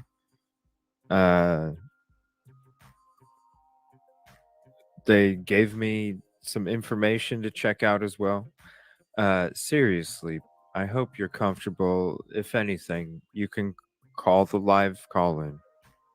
Seriously, if you're watching, even if you just want to call, if you're more comfortable like that, seriously, I would love to hear it from you and not,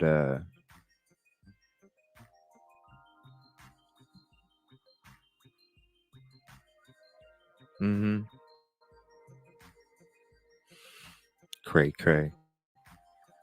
No, it's not crazy, Silky. This shit is like, when I got these emails and this information, I was like,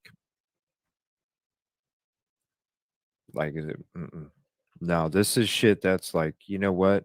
Thank you for doing even more digging. Like for real. Thank you for doing even more digging. You didn't even have to give me this stuff. You know what I'm saying? You didn't even have to. Like I appreciate the information and shit for real. On December 14th at 9 p.m., the Pullman Police Department is called because Brent Kopaka is threatening to kill his roommate. So the standoff ensues until about 3 or 4 in the morning. The whole building is evacuated. And they take out, Good the SWAT team crazies, takes bro. out Brent Kopaka about 3 or 4 in the morning. Now, why is this important? Because December 14th turns into December 15th. And what happens on December 15th? Brian Koberger gets pulled over, not once, but twice. Now, I'm going to let you know, the first pullover was the FBI, and here's why. It was the FBI because 20 minutes later, when he gets pulled over by the next cop, Brian asks, "Why are you pulling me over? I just got pulled over 20 minutes ago." Cop asks, "Who pulls you over?" And he goes, "Some guy in an SUV." And the trooper says, "We don't have those kind of cruisers. I don't know who pulled you over." I do Dead remember giveaway, it that. was the FBI. Now, were they on him? Because they are, I'm sure they were already on him by then. But was that then after they took out Kopaka because they figured out what happened with him? Did they come and like kind of start messing with him? Like, "Hey man, we're on you. Coming to get you. See you soon." Now, I have not been able to officially make a connection between Brent Kopaka and Brian Koberger. I think I have a hunch though. If Brian Koberger is Papa Rogers, I believe that's how they met. I think, yo, I said Kopapa. Dude, I can't wait until we get to sit down and talk. And Brent I Kopaka said had an Kopapa. alter ego of some sort. I'll have to find those messages and go through them and see if I see some common denominators pop up and some coded language and stuff like that. And please help me with that. I need your help with that. But that is the only logical connection I can think of. Other than that, there's nothing out there, guys, other than Brian Koberger came here at 2:45 in the morning and once again at 5:45. And I'm telling you straight up, it does not make any sense. Nope. Listen to that again. I believe that's how they met. And Brent Kopaka had a Thank you, alter ego of some V. sort. I appreciate that. I'll have to. You know what I need? I need a logo where I'm like sideways. And I have my own. Oh my gosh, I can't believe this. Evil Papa. Fucking logo or something. To find those messages and go through them and see if I see some Listen to this timeline. common denominators pop up and some coded language and stuff like that. And please help me with that. I need your help with that.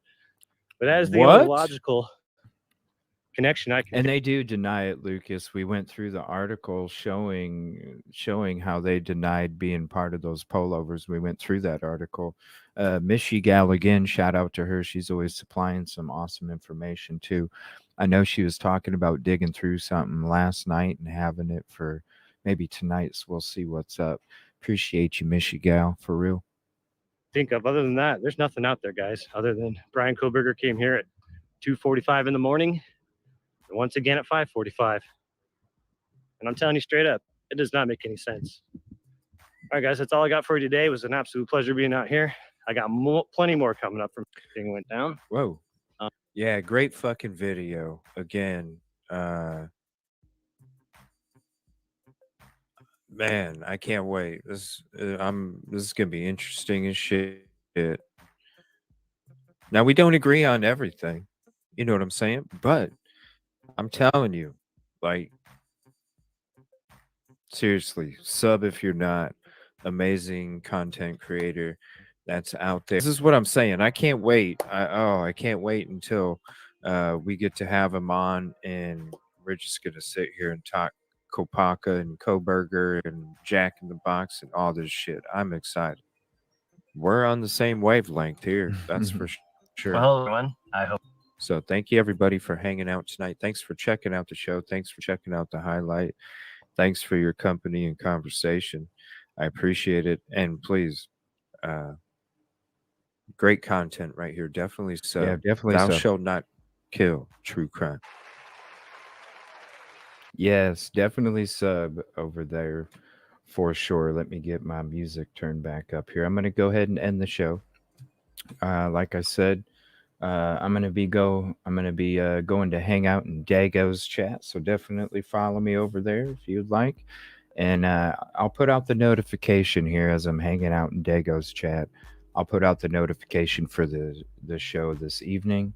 And thank you, everybody, for hanging out with me on my midday show. I appreciate it. One day I'm going to have that Monday through Friday, 8 to 4.